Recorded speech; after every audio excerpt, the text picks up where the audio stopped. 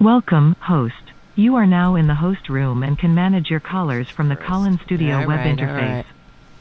Audio recording is on. Dual channel. Yeah.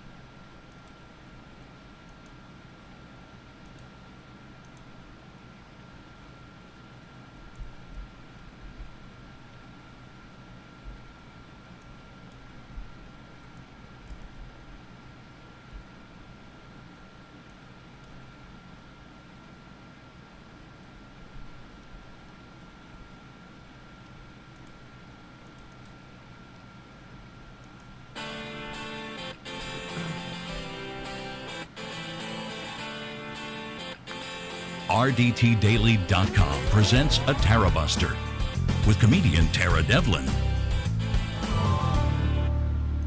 All right, what's up? Let me move the chair in a little bit. My name is Tara Devlin. Thanks for hanging out. This is unapologetic liberal talk on the right side of history, decency, dignity, democracy, and humanity, and everything else that doesn't suck. All right? Well, at least we try. Yeah, let's see. If you're on, hey, we got some people in the chat room already. Go to youtube.com/C for channel/Tarabuster to join the conversation and hang out with the best chat room in all of the independent liberal media. And I'm not kidding around. Hi, River. Hi, Ed. Hi, Jim. Thank you, Jim, for your super chat, as always, right out of the gate. Okay, and I'm getting, yeah, all right, let me explain here. Pookie's mama, Irene, is on the Discord page. She doesn't like some of the things that are happening on the Discord page. And let's see, you know why? There's a lot of, because I hooked up the Discord page with if then that, whatever the hell that is, you know. And so whenever I tweeted, it would post to Discord, thinking it might look like, I don't know, give it a little more life and also get people to join me on Twitter or whatever the hell. But it's, I don't know, it doesn't really look good the way that app does it. So it just looks like a lot of clutter. And now everybody's fucking complaining, you know? I'm trying here.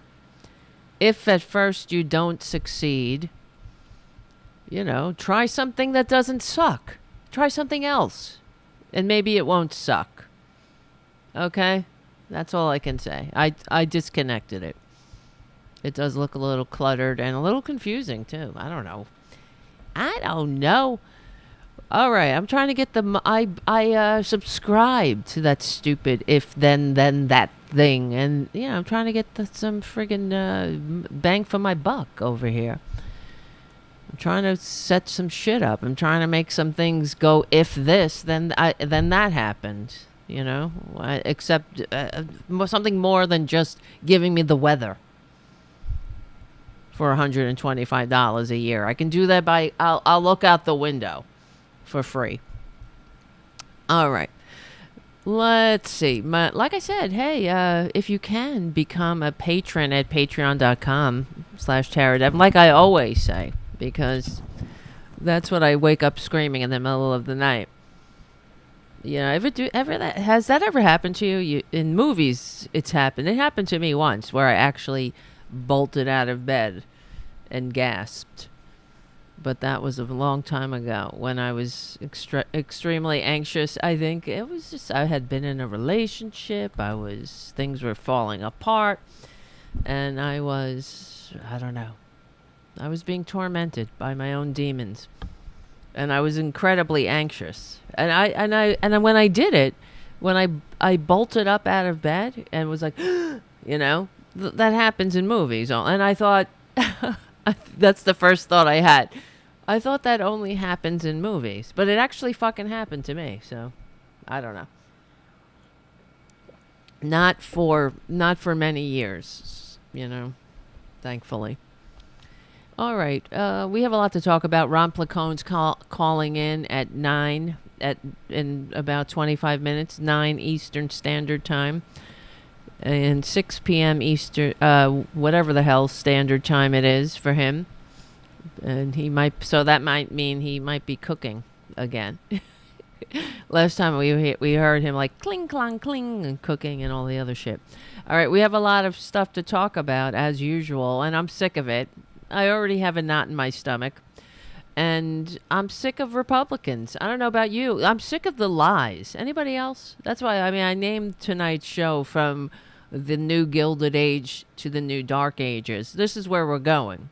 And make no mistake, that's where they're dragging us deliberately, because I wish I was wrong. I really do. I say it sucks to be right, literally and figuratively. You don't want to be right wing, and you don't want to be right when you're saying that when you're right.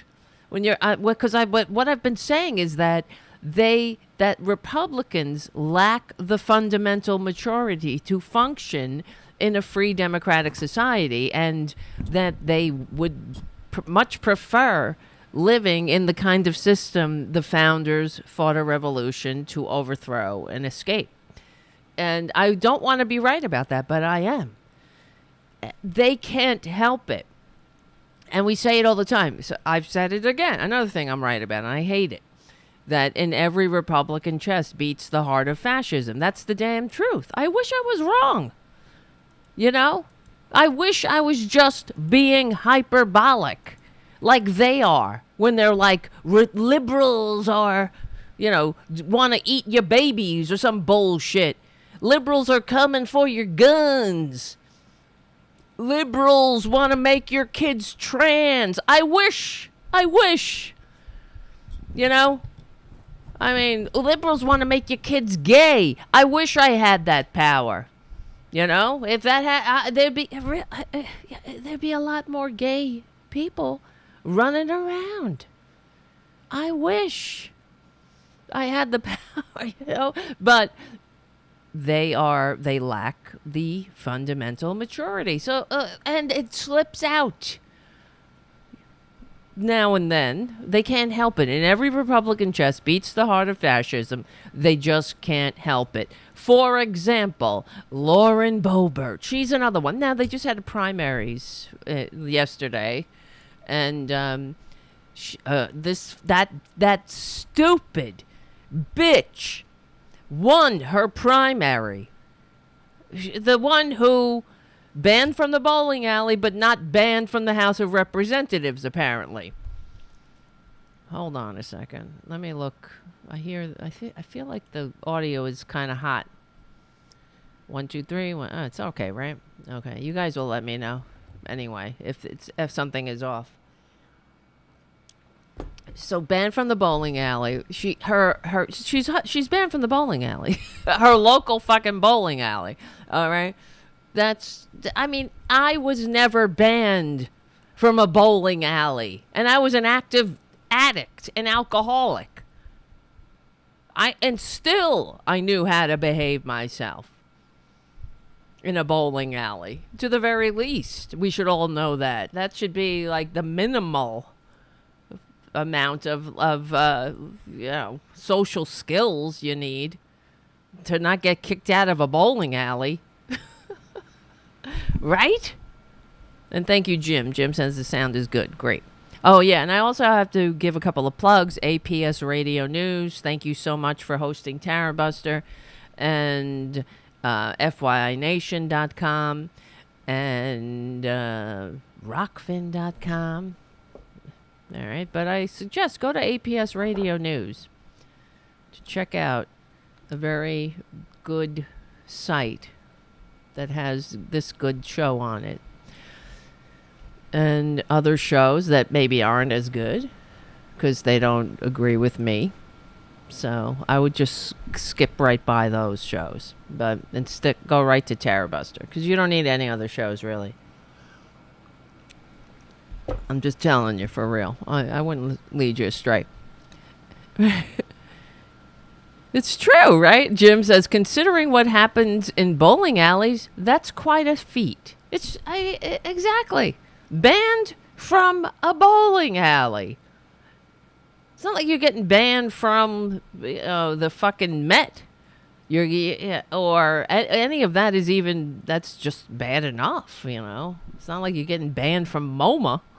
You're getting banned from some place that allows the worst.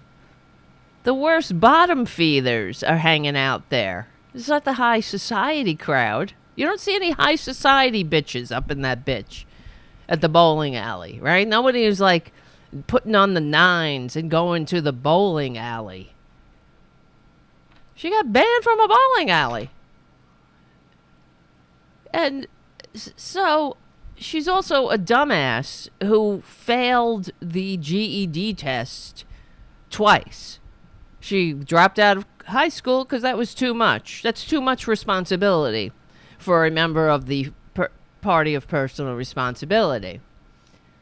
Also, I have to also, the other things about her, she's like Perjury Trader Green and all of the Republicans. They're so full of shit. Everything is a lie as far as they're concerned. I mean, no, as far as we're concerned, everything. I'm not saying no. That means it's an opinion. Excuse me. Let me roll that back. They are liars. It's not as far as we are concerned. It is a fact. They are liars. Their origin stories are fabricated. All right, I gotta lower that because we don't really need that tonight. So Lauren like Marjorie, like Perjury Trader Greens.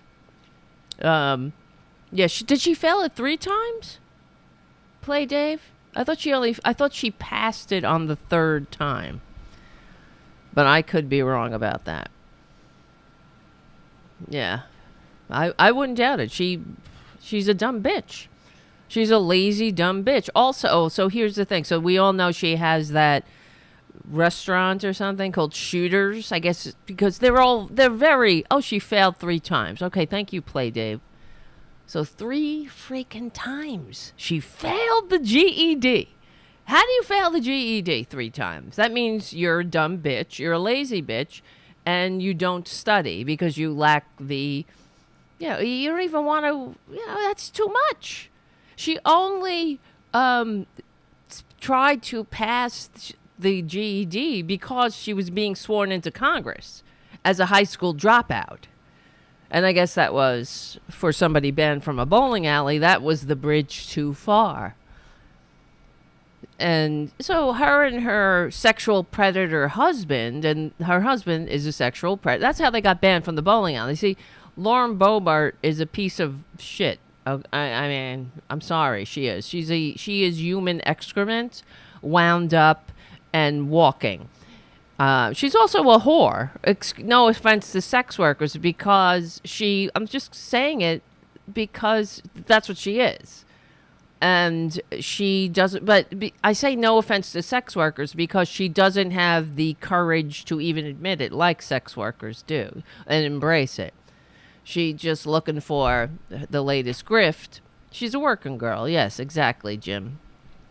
And she has she had this Shooters fucking restaurant. That's what it's called, Shooters. Like Hooters, I guess. Because everything that Republicans do is derivative because they suck.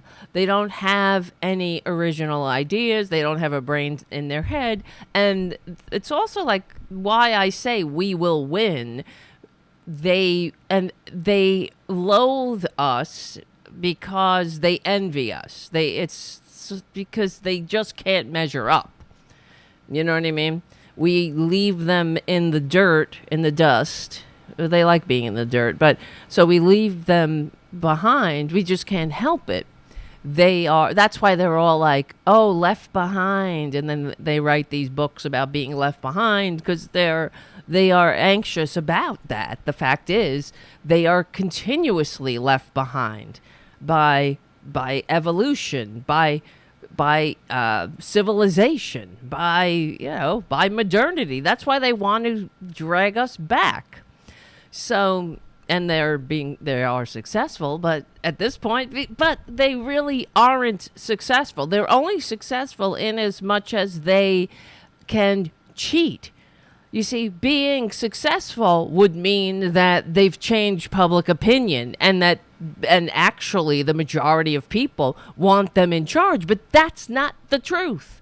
The majority of the American people don't want them in charge and don't support them or agree with them. For the 50 fucking years they've been all about so-called pro-life and going after Roe v. Wade, the public opinion for abortion is still at slightly, I don't even know, at 60%, over 60%.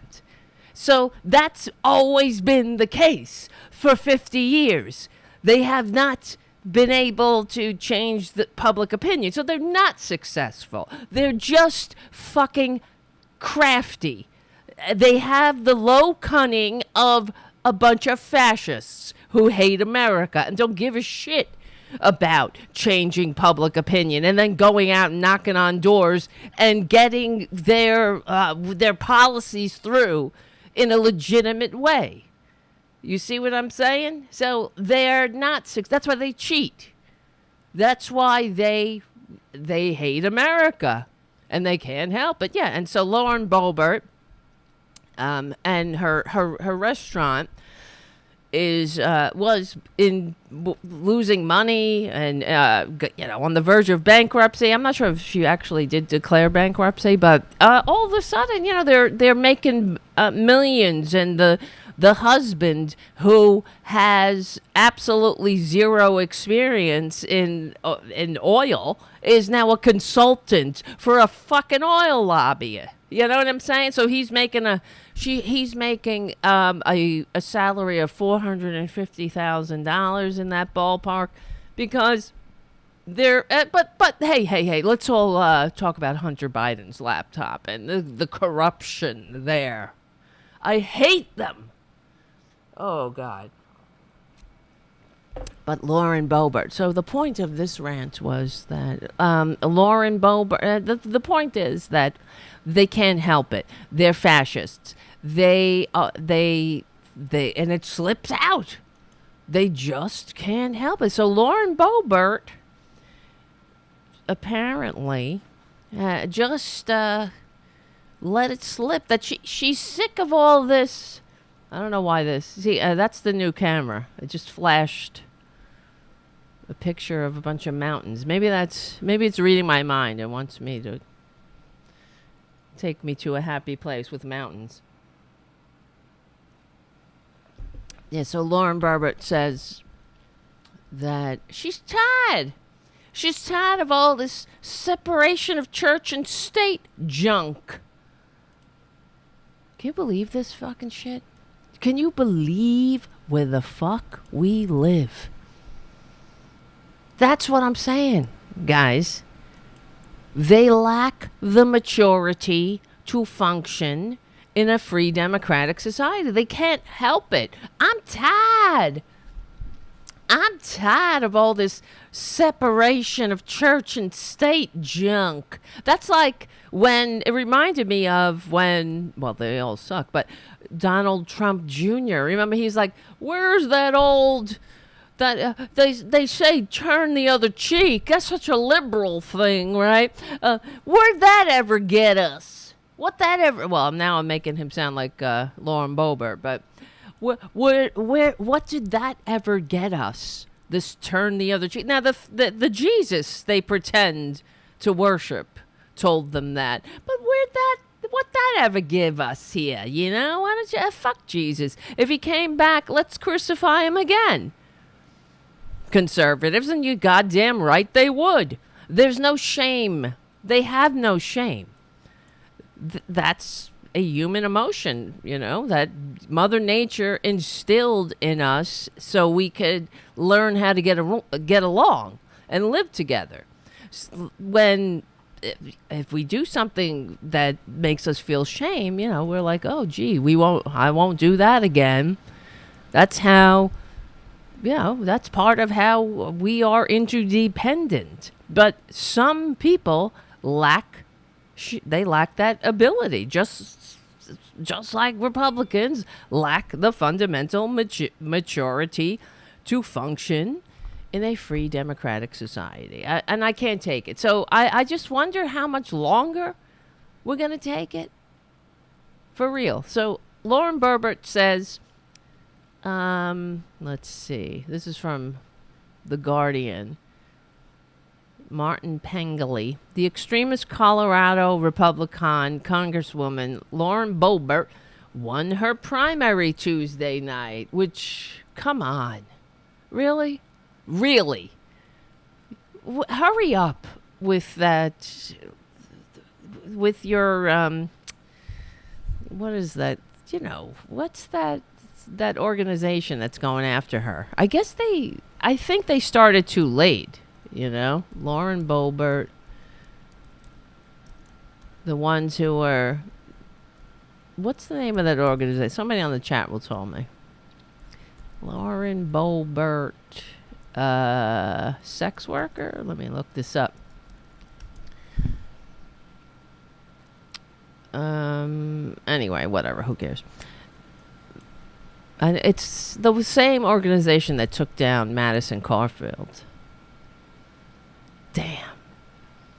Oh, shut up. You know, I just Googled Lauren Boebert sex worker, and you know, this is why liberals get on my nerves too. Like, it's enough sometimes. This is from Mother Jones. Stop spreading deeply misogynistic rumors about Lauren Boebert. Shut the fuck up. Please. The Political Action Committee that helped bring down Madison Cawthorn has released a series of salacious accusations against Lauren Boebert, and liberals are eating it up online. But if Cawthorn allegations, which centered around an explicit video, were fueled by homophobia, then Boebert allegations are being fueled by a no less pernicious force: misogyny. Is it really, though? Come on. Really. Several news sites in recent days have breathlessly amplified claims that Boebert had 2 abortions while working as a paid escort, a small news cycle that's prompting loud accusations of hypocrisy from the blue wave Twitter crowd. You know, this is why Irene on the chat, she fucking deserves it. If she had 2 abortions while working as a sex worker, she's a hypocrite. She needs to be exposed. Abortions for me, but not for thee. To be sure, these outlets have published unverified claims from a politically motivated organization as if they were facts, all in pretty clear violation of good journalistic practice. These claims come from a heavily redacted set of anonymous text messages and without corroboration, blah, blah, blah. One of the photos that the source characterized is of another woman entirely, not exactly the mark of a trustworthy tipster. Last month, I published a feature on Boebert for which I interviewed many people who personally knew her. I had to sift through a lot of unverifiable information. Okay, yeah, she's telling us all how to do journalism. A lot of criticism of Boebert is warranted, but she doesn't deserve to be the victim of sexist tropes. Shut the fuck up. Yes, she does. I mean, come on. This is what I'm saying about Democrats, about, obviously, about some liberals. They take it too far. Give me a break here.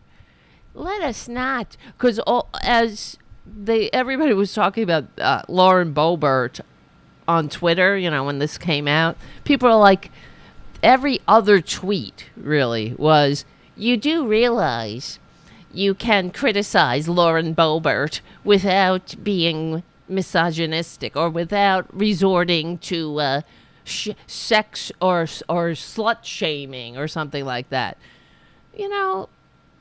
So let us all fight with our one hand tied behind our back, and always let's take the high ground here, because it's worked out so well, this high ground. Waiting, maybe if we emulate and model good behavior for another fucking 30 years, we'll be living in a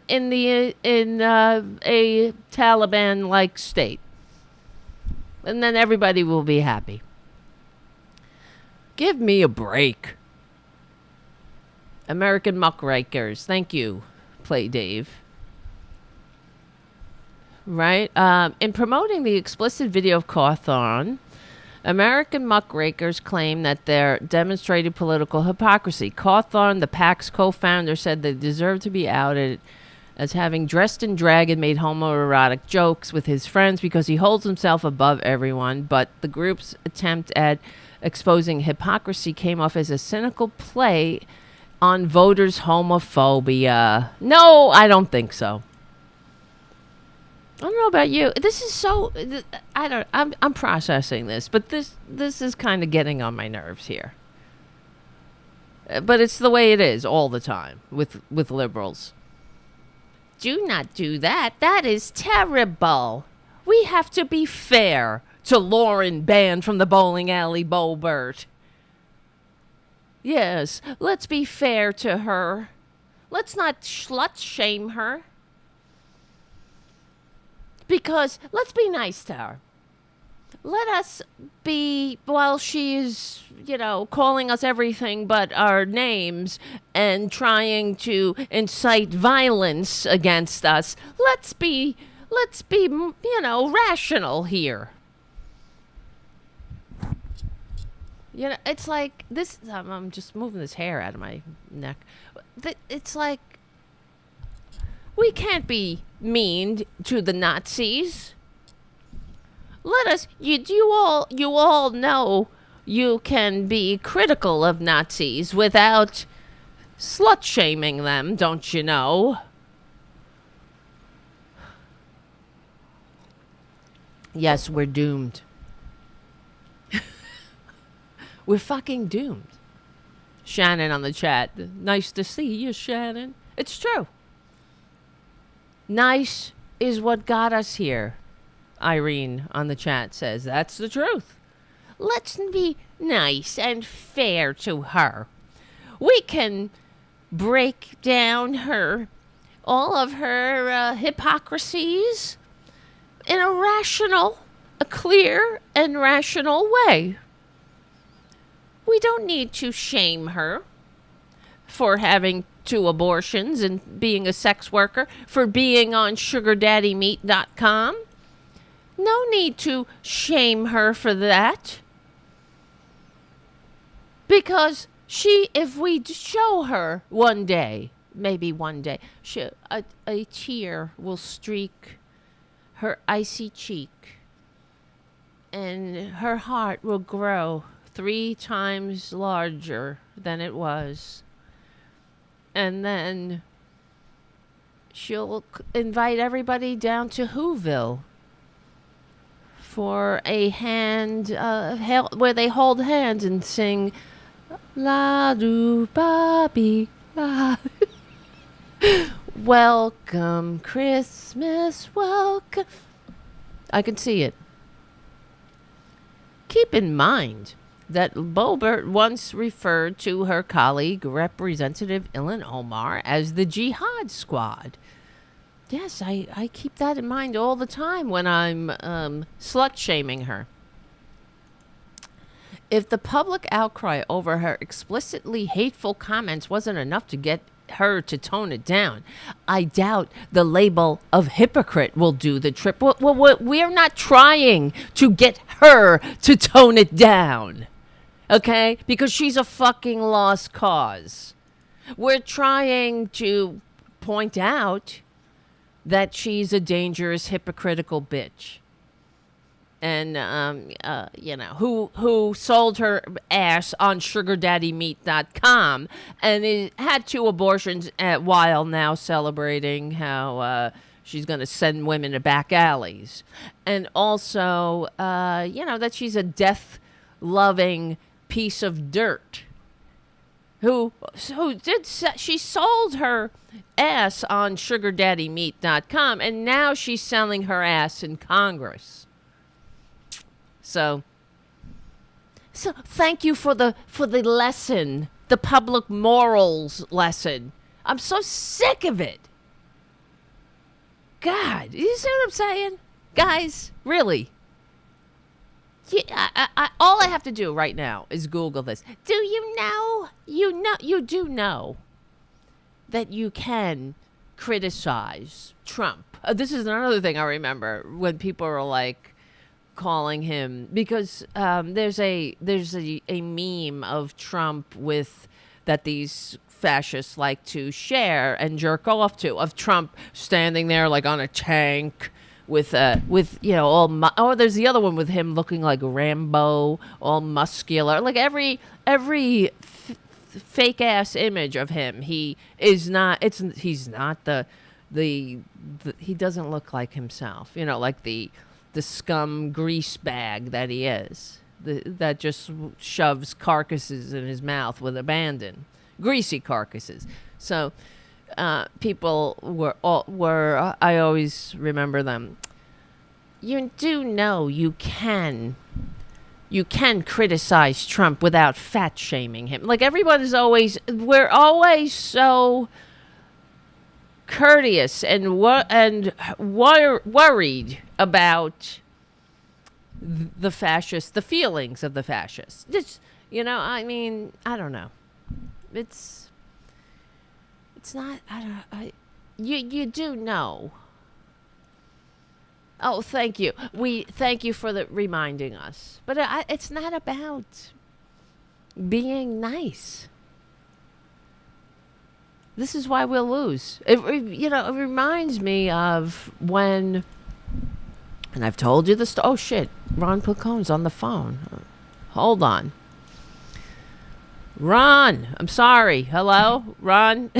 Hello. I didn't. I was looking you? at the. I apologize. I don't know how long you were on hold. I'm looking at the call screen. It's saying 0 calls. Oh, no worries. I just. So it's like I just popped in. Oh, okay. I didn't know how long you were hanging out there because it still says 0 calls, and I was just like, kept an eye on it, but whatever. It's fucked up. On the phone, Ron Placone, comedian Ron Placone. So how are you, Ron? What's going on? Besides the end of America. Okay, actually. Yeah. It's been a pretty crazy week on every single level. I mean, first of all, things are moving on with antitrust summer, which I know we'll be talking about that. Mm-hmm. And then some things are kind of weird in the personal department. I got COVID, and I had to cancel my shows in Iceland. That sucks. I'm so sorry. So when did you get COVID? How long did you get it? Like when? It's been over a week. I'm pretty much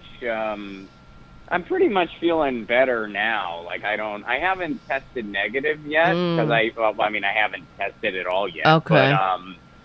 But I might be negative at this point, and I'll test soon. But yeah, I got it last Monday, and it's just I kind of had to figure out what to do about Iceland, so I postponed it, and had to deal with the travel and stuff like that. So yeah, I mean that there's no getting around it. That really freaking sucks. Yeah.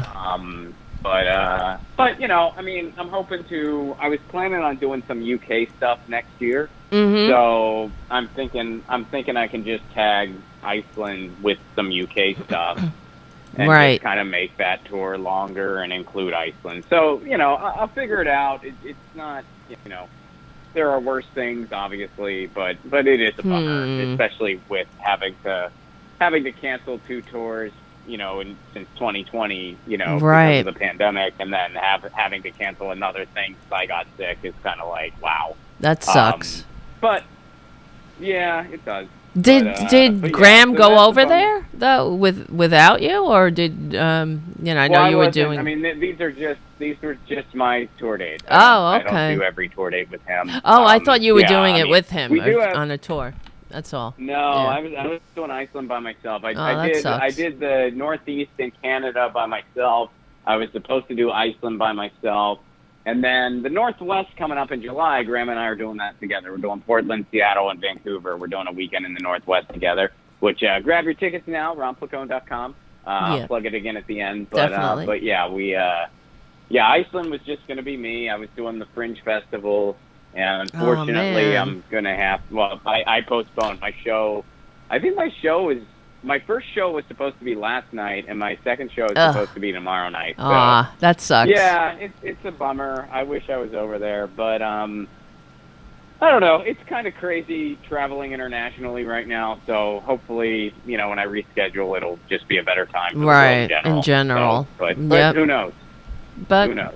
Yeah, I mean, just you never know. But it was definitely bad timing to get COVID. But I'm glad you're feeling better. And yeah, how do you know, like, what were the symptoms? Like, when did you get it and all? Like, tell me were you really sick? I have no idea. Not really. To be honest, and I'm vaccinated and boosted. I had one bad day of symptoms. As far as, like, I'll start at the beginning. I don't know how I got it. I mean, I think a lot of times, you know, like, who knows? Mm-hmm. I am as careful, short of people who are sheltering in place. Right. I'm about as careful as someone can be. I'm very selective with the stuff I do. I live in Southern California, so I still do a lot of things outdoors in general. I still mask, so I'm about as careful as a person can be, short of sheltering in place. Right. I think the only people that I can say are more cautious than I am are the people who are still sheltering in place. But, you know, I mean, to each their own. I mean, you know, do what you're going to do. But I'm just saying, you know, I'm pretty cautious. I still got it, you know, and I had one day of symptoms. First of all, I thought, because, like, I have been moving. That's another crazy thing. I'm also in the midst of moving. Oh, jeez. But I was moving a bunch of stuff, and it was into, like, a really dusty storage area. Oh, boy. So I thought I just had, like, you know, I see. Yeah. From all the dust. dust. Yep. Like I thought I was just kind of congested from that, and it was just sort of in my lungs a little bit. And I didn't think much of it. I didn't think, I was like, I haven't really been in a situation where I think I would get COVID. But I tested just to be safe, and I came up positive. Wow. And then, you know, later that day, I felt a lot more like I was incredibly tired. And I just could not get out of bed. And I had a fever, but I didn't feel, like, terribly sick. Like I definitely felt sick, but I wasn't like, oh my God, sick. And that lasted for a day. The next day, my fever was gone, and my symptoms were a lot minor in comparison, but then they just kind of lingered for a little while. So they've been pretty minor, but they have been kind of going on. Right. Like, and right now, I feel a little drowsy. And I feel a little, like, shortness of breath, but that's about it. I don't feel sick. My sinuses are pretty clear. I haven't had a temperature in a long time. So I'm pretty sure at this point I wouldn't be contagious. Did your wife get it? I've just not. Yeah, she got it. Oh, geez. Yeah, she got it. And we've been quarantining from the cat the best we can. Right. It's not, we can only do so much because we live in a one-bedroom. Right. And, you know, Lucy was, I mean, it was really making me so sad because, like, Lucy was noticing I was avoiding her. Yeah, no she doesn't know, right? Poor Lucy. So, you know, we did the best we could, but we can only do so much. As of right now, she has not shown signs of anything. I know that, you know, animals, to my understanding, can get it, but it's, you know, it kind of varies if they show any symptoms or not. I mean, I don't think it's super common for them to get it. Like, they can, but it's not the most common thing. And if they do get it, it's also not very common for them to really show any symptoms. Right. It's just sort of an asymptomatic thing. So, you know, as long as she's fine in herself, I'm not worried. And so far she has been. So I'm thinking at this point, you know, if something was up, we would have known by now. But I'm still being as careful as I can. Within reason, like I don't like if she gets on me, I don't like push her off or anything at this point. But you know, well, it does say according to where is this? It says about pets and COVID-19. Not all of you know, animals who catch COVID have signs of illness. Some have mild symptoms, and these animals have caught the virus from close contacts with humans who were infected. But, yeah, so they'll be all right, though. Yes. Yeah, I think it was like they have like a 30% chance. Yeah. And if they get it, there's also like a 30% chance or so that they'll have any symptoms. So, you know, when you kind of add those percentages up, it's not a super high likelihood. But it does say anything will be wrong, but it can happen. From the FDA website, it says from the government website, it says if you are sick with COVID, you should avoid contact with your pets, just like you would with people, including petting, snuggling, kissing, sharing food, and sleeping in the same bed. So, just be careful. But you have been. She would have been. And we have been. Yeah. To the best of our ability, we've been doing that. I mean, it's not like I can say that she's never been in the same room or anything like that. That's pretty impossible. You know, I live in Los Angeles. We live in a one-bedroom. Right. I mean, you know, there's only so much. She's unless fine. we like, yeah. But yeah, we did make the effort to the absolute best of our ability. So well, I'm glad you sound fine. You know, you sound normal, so you don't sound sick at all. But I know, like a woman who. Go ahead. Sorry. I've been relatively active. I mean, I've been able to like exercise and stuff because I live near the beach, so I've just I wear a mask and I just kept my distance. I mean, I was pretty far away from any other person, and I wouldn't spend time in like the crowded areas, just to try to be courteous of people around me. So, I've been pretty, like if I see my neighbors, I say hello from a distance. Right. So I've been, I've been a good steward or whatever, but I have been able to, move around. I've been, I even like walked in between, because, the place my wife and I are moving is right down the street, like it's in walking distance from where we live now. Well, that's good. So I've like walked in between the two places and stuff, and stuff like that to just drop off whatever. Like slowly moving in, and by the way, since I brought this up, I do need to I do need to specify this. Yes. My wife and I, we ended up having, we were gonna move because of this place we found, and those wheels were set in motion after I had already set up the Iceland stuff, like way after. Okay. Iceland was already set.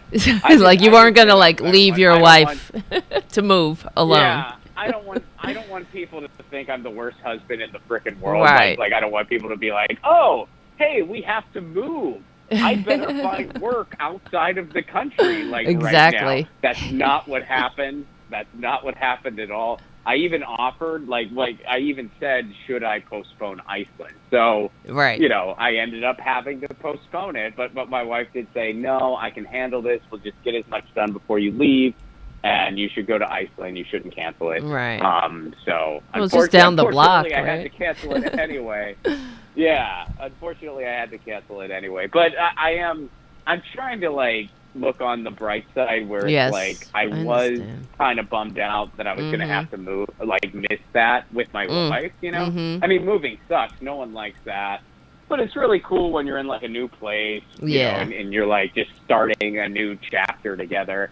And I was genuinely sad that I was going to miss that. So, now I'm not going to miss it. So that's good. And hopefully when I reschedule Iceland, my wife will be able to come with me. That'll be nice. Yeah.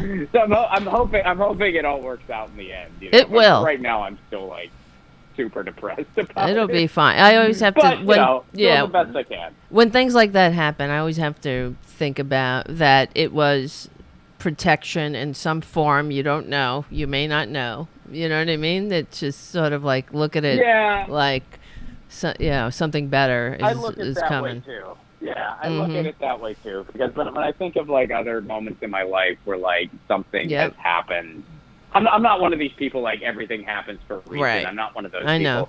But I do think that there's some type of kind of equilibrium out there. Yeah. Where it's okay, there's something that's going to sort of happen where it's this door would not have been open if it wasn't for there you this go. door That's closing. That's So, it. Definitely. Yeah. Definitely. That's what I'm telling myself. Absolutely. So, yep. Hopefully that's the case. I'm sure. So what's going on with antitrust summer? We were talking about this last time you were on the show. Well, I'm glad you. So for anyone who wasn't hip last time, I won't regurgitate every single thing, but there's 2 antitrust bills in Congress right now. They have a lot of bipartisan support. They're very popular, and they rein in big tech monopoly practices, the practices that Amazon are doing and Google with self-preferencing their own content over everyone else. It reins in the near monopoly they have in the App Store where they charge alternative apps exuberant fees and commissions. It is very important antitrust legislation and the future of the Internet. It really is. The future of the Internet is really at stake. And, I encourage people who missed our last episode to kind of do a deeper dive into these bills. You can go to antitrustsummer.com, or if you're following me on Twitter, I've done a lot of videos around these bills. Same with my YouTube channel and stuff like that. So if you want to take a deeper dive, I've done a lot of content around it. So it's Fight for the Future, who I'm collaborating with on this campaign. So these are important bills. And Fight for the Future started having these video billboards being driven around Chuck Schumer's residences in Washington, D.C. and New York to try to get them to act on this. Now, here's the fun part. So this has gotten some press attention. And the New York Post did an article about it that, hey, they're driving these video billboards around Chuck Schumer's houses. And according to a spokesperson for Chuck Schumer, he supports these bills and wants to get them passed. So, which is kind of okay, Chuck, it's like you're standing at a grill and you got utensils, you got burgers, you got charcoal, you got the lighter in your hand, you're looking around, nobody else has any of those things, just you. And you're saying, hey, I'm all about grilling these burgers. Okay, Chuck, we'll light the freaking charcoal, buddy. Right. You are the majority leader. You're the majority leader. Yeah. You can bring these bills to the floor right now. So you support these bills, bring them to the floor. They're saying, oh, well, we might not have the votes. No, you got the freaking votes. Amy Klobuchar is on record saying she has the votes. There's enough bipartisan support from Republicans and Democrats that these bills would pass easy. Right. And then they'd be signed into law. But, what's he waiting Chuck Schumer, for? His daughter. Yeah. Well, his daughter is an Amazon lobbyist, and his other daughter works for Meta. And Meta is Facebook, for anyone who's not in the know. And, those are 2 big tech companies that do not want these bills to pass. And they've been doing everything they can to lobby against these bills. So I think that's why, But his spokesperson is on record saying, yeah, he supports these. Okay, well, deliver, buddy. Right. You support these bills, bring them to the floor. Antitrustsummer.com, please. Everybody who hasn't signed it yet, please sign it now. Antitrustsummer.com. It takes 40 seconds to sign. We got to keep the pressure on. We got to get this win. You know, Tara, we see what happens when these people don't keep their promises. We see what happens when politicians don't. You know, like they promised to codify Roe into law for many, many, many years. They never did. And look what happened. So, exactly. You know, please, we've got to get all the wins where we can. Absolutely. Well, that's one thing. We get it. We need this win, but because it would just make it harder in general to fight every other thing without with these big giant monopolies. You know, always breathing down our necks. And apparently, the head of Amazon and the head of Meta, whoever, I guess, is it still Zuckerberg or whatever over there? I guess so, right? Well, but, Zuckerberg's Meta, and then Bezos is Amazon. Is he still? I think Bezos stepped down. Didn't he step down? I don't know what the whole situation, but the two heads of these companies called Chuck Schumer. This is how much they don't want this coming to the floor. And I live in New York, but I see the ads all the time. The way that they present it is we don't let Congress stand in the way of innovation. This is how they're presenting it, and jobs, and you know, and puppies, and happiness, and all this. It's Orwellian doublespeak. It's Orwellian doublespeak. Everybody knows that when it comes to jobs and innovation, the opposite is true. Antitrust legislation helps jobs and innovation. You know, the example that they did in the John Oliver thing is when they broke up AT&T, when antitrust legislation broke up AT&T. What happened? Well, it led to more inventions like the answering machine and the modem, which led to the World Wide Web. That's right. It led to long-distance calls getting a lot cheaper and more companies having a seat at the table. Antitrust is more competition. Antitrust means more jobs, more competition, more innovation. When you have monopoly practices and just a company or a handful of companies control everything, it is the opposite of innovation. It is the opposite of competitive. So right now, like, the internet is kind of being held hostage by a handful of companies. And they're not, you know, I mean, people make it out like, oh, well, they're so great. We don't even know what is possible because they're holding everything back. People used to think AT&T was great. They were like, this is great. Meanwhile, long-distance calls were like twice as much as it needed to be. Couldn't call long distance because it was so expensive. And then be like, oh, got to get off the phone. Yeah, you never did. Yeah, because it's, and especially I have relatives. Your family. Yep, exactly. You couldn't, now it's like free. How'd that happen, right? It's like, right. Because it was always free. So yeah, really. I mean, so what they're saying, I mean, that's straight up just Orwellian doublespeak. The opposite is true. Antitrust legislation brings innovation. It brings competition. It brings more jobs. It levels the playing field for independent vendors and third-party operators online, which, by the way, is most entities. I mean, if you have a small business or you have whatever, if you're not online, you're not relevant. That's it. And pretty much every vendor in the country, they have to sell their products on Amazon. They don't have a choice. Like most online commerce happens on Amazon. So when Amazon is just pushing them out of the market through their own generic knockoff. Because they can. Nightmare. It's almost like maybe it is not just almost, but the equivalent of the company store in a way, where you're like trapped in that market where, you know, you can't live without Amazon. And then they also they steal your ideas, right? This is another thing that was on that John Oliver piece, how Amazon will check the whatever the stats, I guess, of some popular item that's selling but from an independent vendor, and they will just copy it. They'll just take it and make their own. They harvest your data. Yeah. They harvest your data, so they're getting all your information. So if something's popular, they know it, and then they make their Amazon basic version of it. They sell it for cheaper. And it's the only thing that shows up in search results, and then it just pops so you don't up even when realize you're that's not where you're looking. exactly. It's so corrupt. Apparently, I'm looking at the Washington Post. It says that the titans of industry have mobilized like never before to combat it. Google CEO personally called Schumer this week. Amazon CEO Andy Jassy has been making personal calls to Schumer and other lawmakers. And Tim Cook from Apple made his own trip to Capitol Hill this month. So, I mean, the way I look at it is like FDR said, judge me by my enemies. If all of these fuckers are against this, it is a patriotic imperative to pass this bill. For really, enough is enough.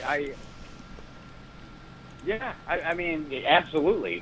When you think about everyone who's against these bills, and it's just the big tech lobbyists who are going to have to give a little. And by the way, these bills can pass tomorrow. Right. They'll still be fine. They will be totally fine. Yes. They are just that greedy.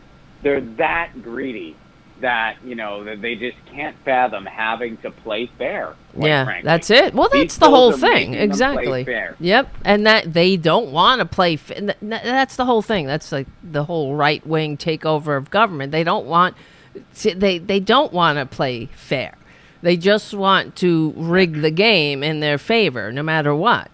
And we all are supposed to, I guess, go along with it. And but I mean, enough is enough, really. So everyone should. I called Schumer. He's my senator, but I can't do it alone.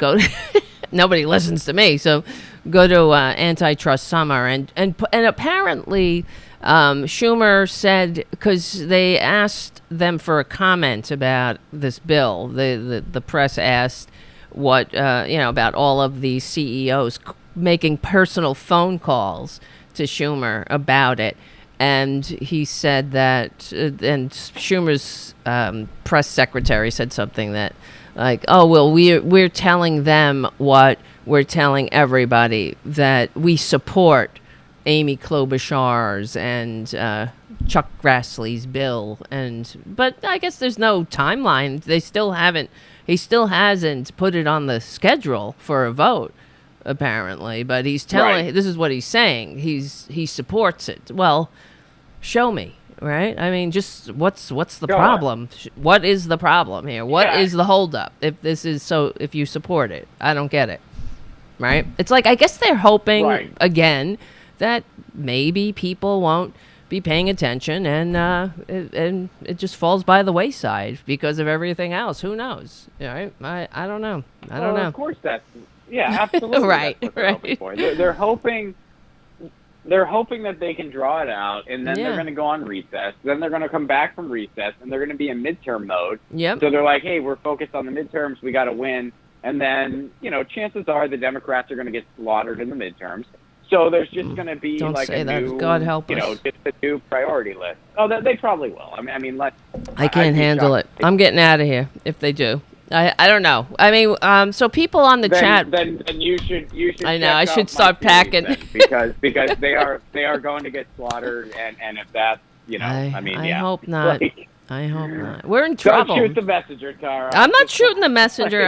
I keep hearing this, and it's just every time I hear that, I'm like, don't, because I'm really afraid what's going to happen if they lose. Because, I mean, as much as they suck, they're still the only thing standing in the way of complete and utter fascism. But, not that they're that great, but they are. I don't share your.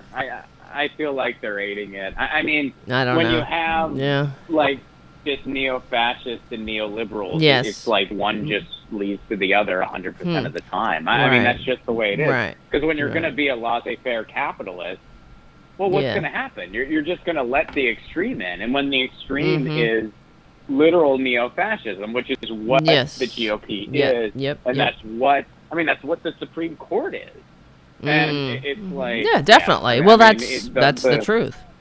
Well, I know. I mean, I hear you. I hear what you're saying, but I just, as far as I'm not, I think that there's more normal people in the Democratic Party, and even like when AOC was on Meet the Press this weekend, and she said that they something about how there's this large contingent of Democrats who think that they're living in the past, and there's that they could work with these fucking people, but those are the people that need to go. And I really think that if like Schumer and what's her name, Dianne Feinstein and Nancy Pelosi, like all of these people, like go away already. And I don't know. I feel like there's the younger Democrats are more, on the right side, in my opinion. But the point is too, though, the whole system,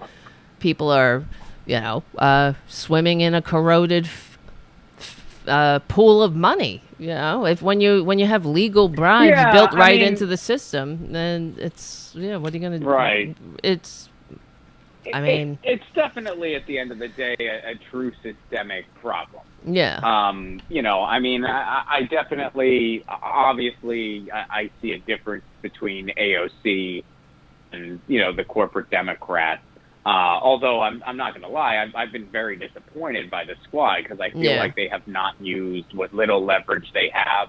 I feel like they haven't acted as a block, and they need to do that. The fact that they willingly haven't is a huge problem, and it's something that we shouldn't just gloss over. Like, that needs to be addressed. Right. But I still do think that they're better than the Nancy Pelosi's and the Mitch McConnells, obviously. But it's still very much a systemic disease. Right. And it's still, you can't just try to elect better people, especially since that is such a long road. I know.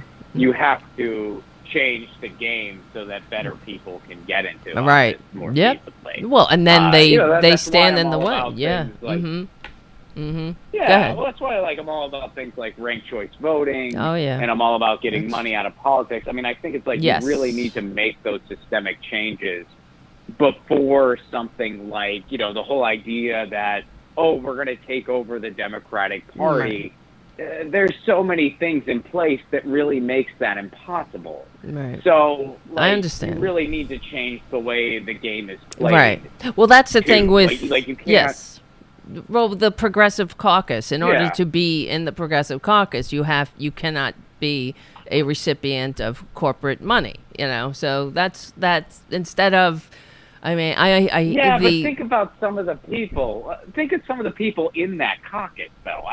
They say that, and that's great. But it's I actually think the only standard for being in the Progressive Caucus is you have progressive car insurance. Because some of the people in that freaking caucus. Well, who's for the universal health care, for crying out loud. I think that wait, hold on. Some of them.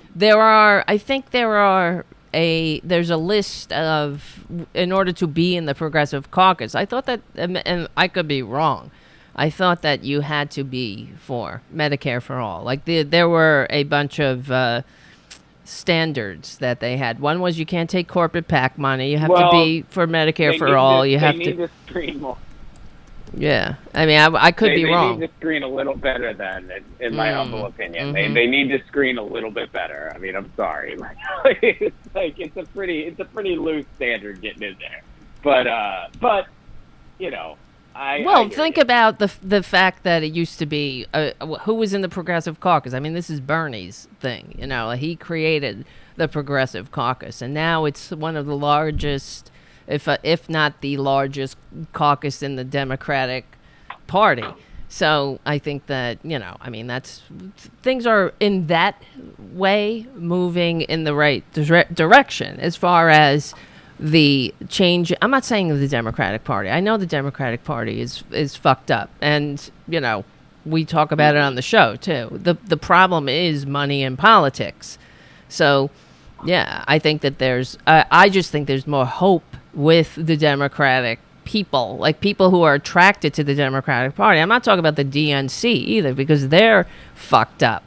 It's just, you're talking about regular people. Yeah, people who people who to be a Democrat. And I don't know, for example, AOC herself, just somebody who knocked on doors. She knocked on every fucking door in this district, and she won, which is pretty incredible. Without without the help of corporate money. And I think that these younger Democrats are making money in politics itself a sort of like a pariah is one way of kind of excising it, but without having to change, I guess. It's kind of like a roundabout way of getting around money in politics to make it unseemly. But then you have the corporate Dems, like, what's his name? His name is escaping me. Freaking Pete Buttigieg. I keep thinking about the... Oh, and that's the thing. He's like, He's on his way up. I know. That's the worst part. You have to acknowledge that sort of thing is still the lay of the land. Yes, like, they're in AOCs control out there, but there are also the Pete Buttigiegs.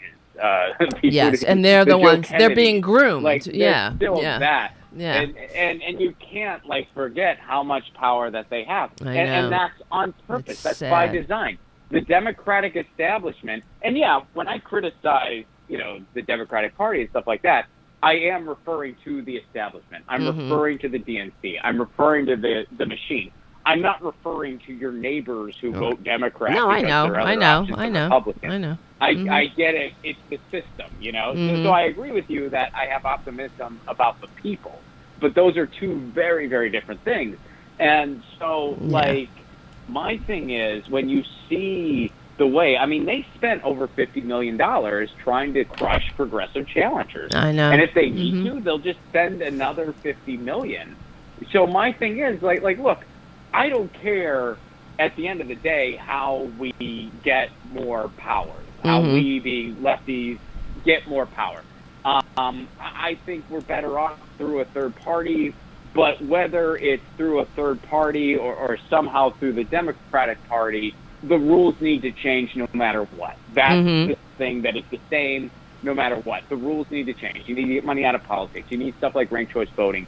You need to change the way elections work. You need to change the key players in these elections.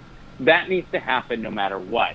So to me, it's much more worthwhile focusing on those things than just, we're going to run against the corporate Dem in this district. Here's somebody who sings all the nice songs I like to hear. They have no... And part of this is me speaking as someone who's seen this all. And you've seen it all, too. And I'm not trying to, I've seen it all, that's for sure. Or diminish people's efforts. I respect people who are trying to get into office, and I salute them for doing it. Somebody has to.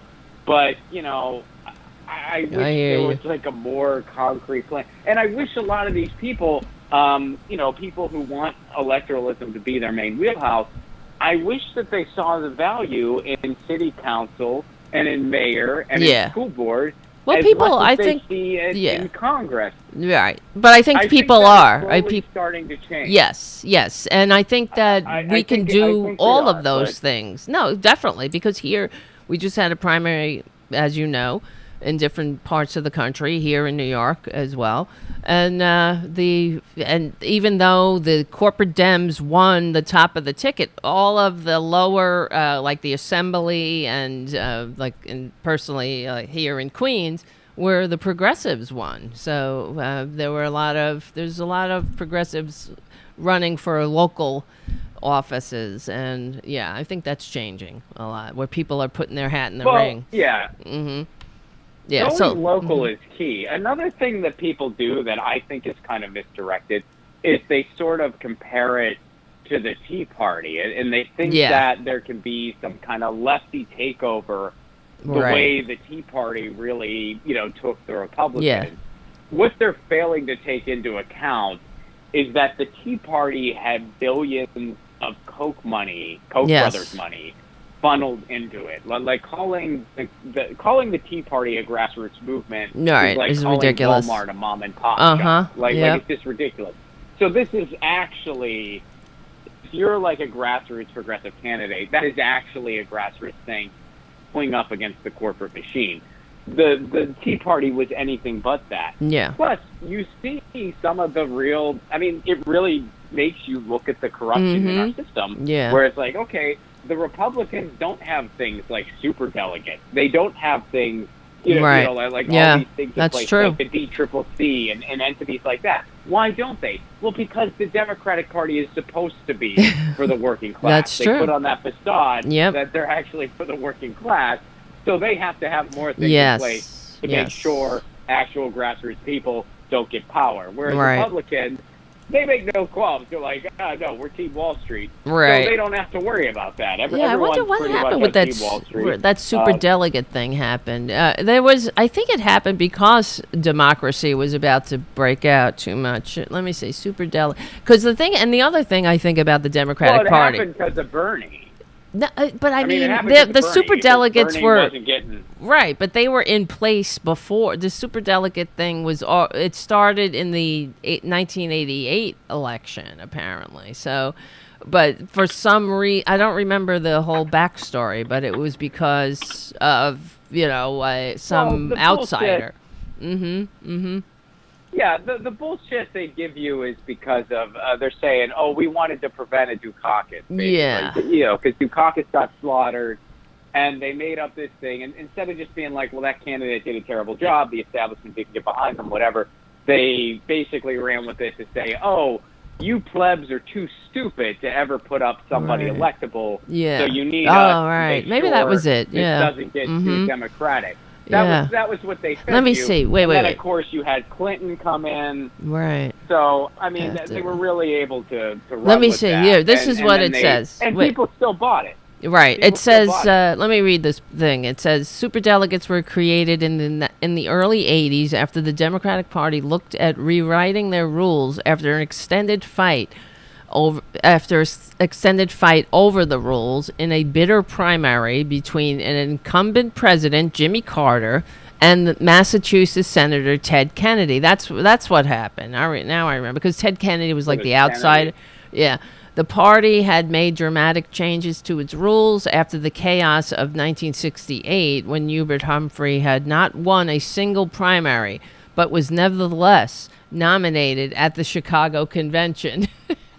The new rules replaced selection by party bosses in conventions with a process that made picking delegates far more democratic, and included, this is what it's saying, I'm reading from The Guardian, and included language that encouraged women and minorities to be adequately represented. The problem was this new system totally cut out elected officials and the party elders out of the process.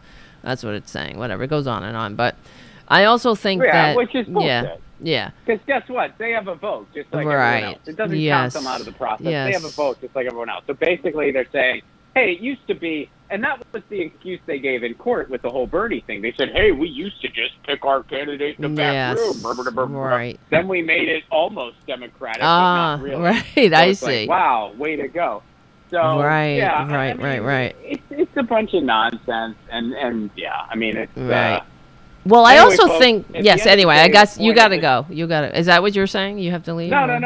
Okay. No, I wasn't saying I have to leave. I'm just saying, at the end of the day, I mean, we could talk about all the holes in electoralism all night, but, at the end of the day, you have to basically make them work for you. Yes. And they don't do anything unless they're forced to do it. That's the way our system is. We're in an oligarchy. It's totally fixed. Yes, that's so we got to go to the mat for any policies that we want. And that's why antitrust summer is so freaking important, because this is something, this is good policy. They know that this will be very popular policy. They know that it will look good on them if they pass it. Right.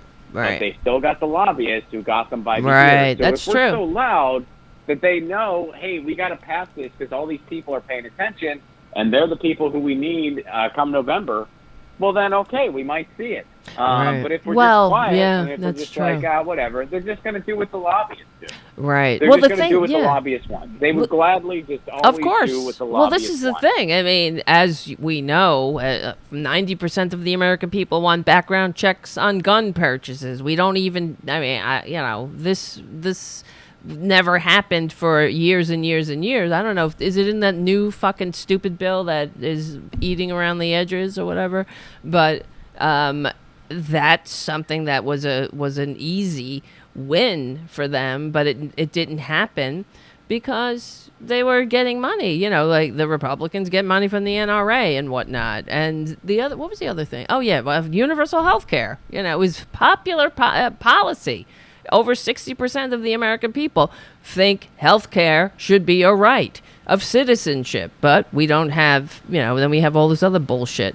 But I think that as far as the Democratic Party, too, one of the reasons I think that people aren't willing to overthrow the Democratic Party, as well as like the Republicans with the so-called Tea Party, right, is because there is this underlying feeling there for years with the Republicans that government is the problem, right? Whereas the Democrats never had that. They never had that overarching zeitgeist in the Democratic Party about how the government, you know what I mean, is not the problem. So I don't really think that they see the Democratic Party establishment as the problem, and to the point that the Republicans, that the average Joe Republicans did and do. So they're much more willing to tear shit down, and that's why the Democratic, the establishment itself they ran on, they want to tear it down, and when they were vilifying progressives, like, they're calling us establishment, and to that way it's I think that it's sort of like a Stockholm syndrome in a way, where a lot of average Democrats don't see the forest through the trees. You know what I'm saying? So it's easy to make somebody to vilify someone like Bernie or a progressive who's criticizing the corruption in the system as somehow wanting to burn it down. And Democratic voters they're not as easily knee-jerk about it. I don't know. That's what I think, on top of it all. And plus, we're all dumb as shit here. I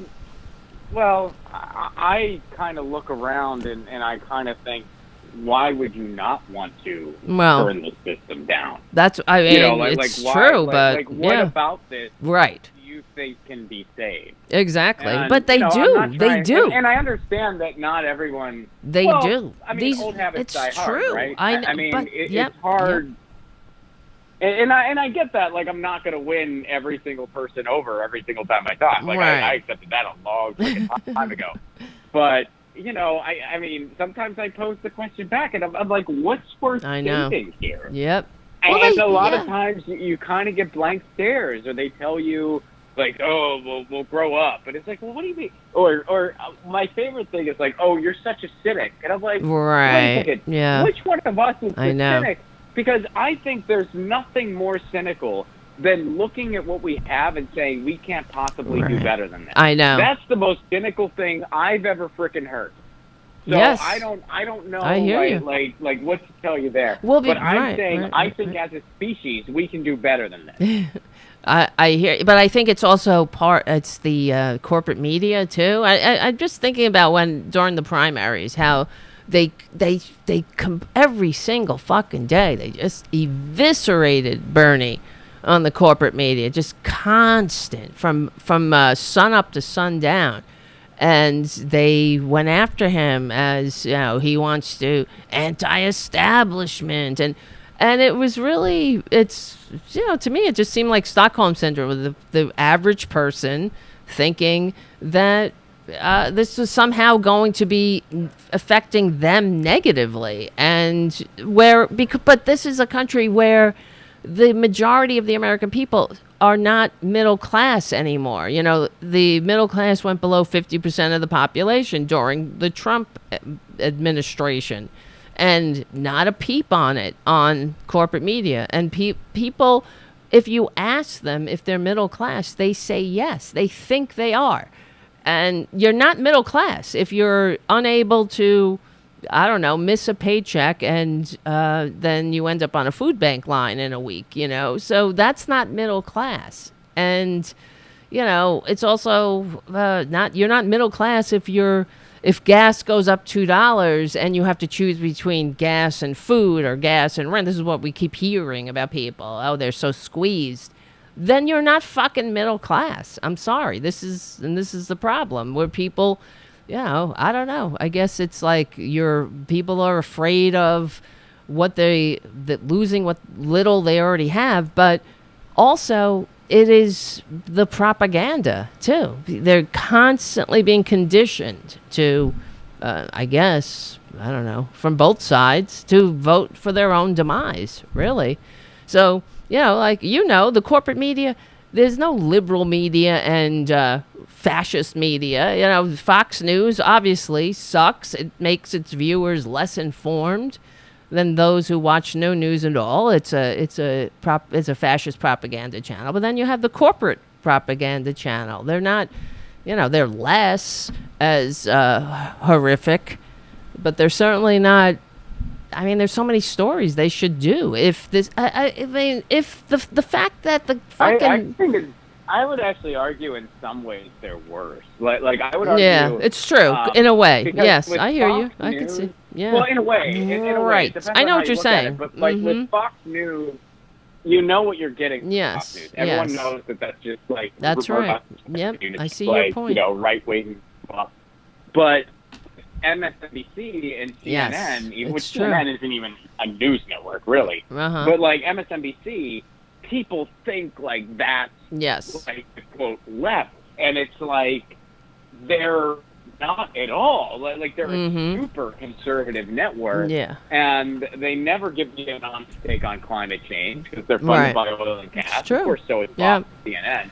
But it's almost like in a way like it's even worse because it's like.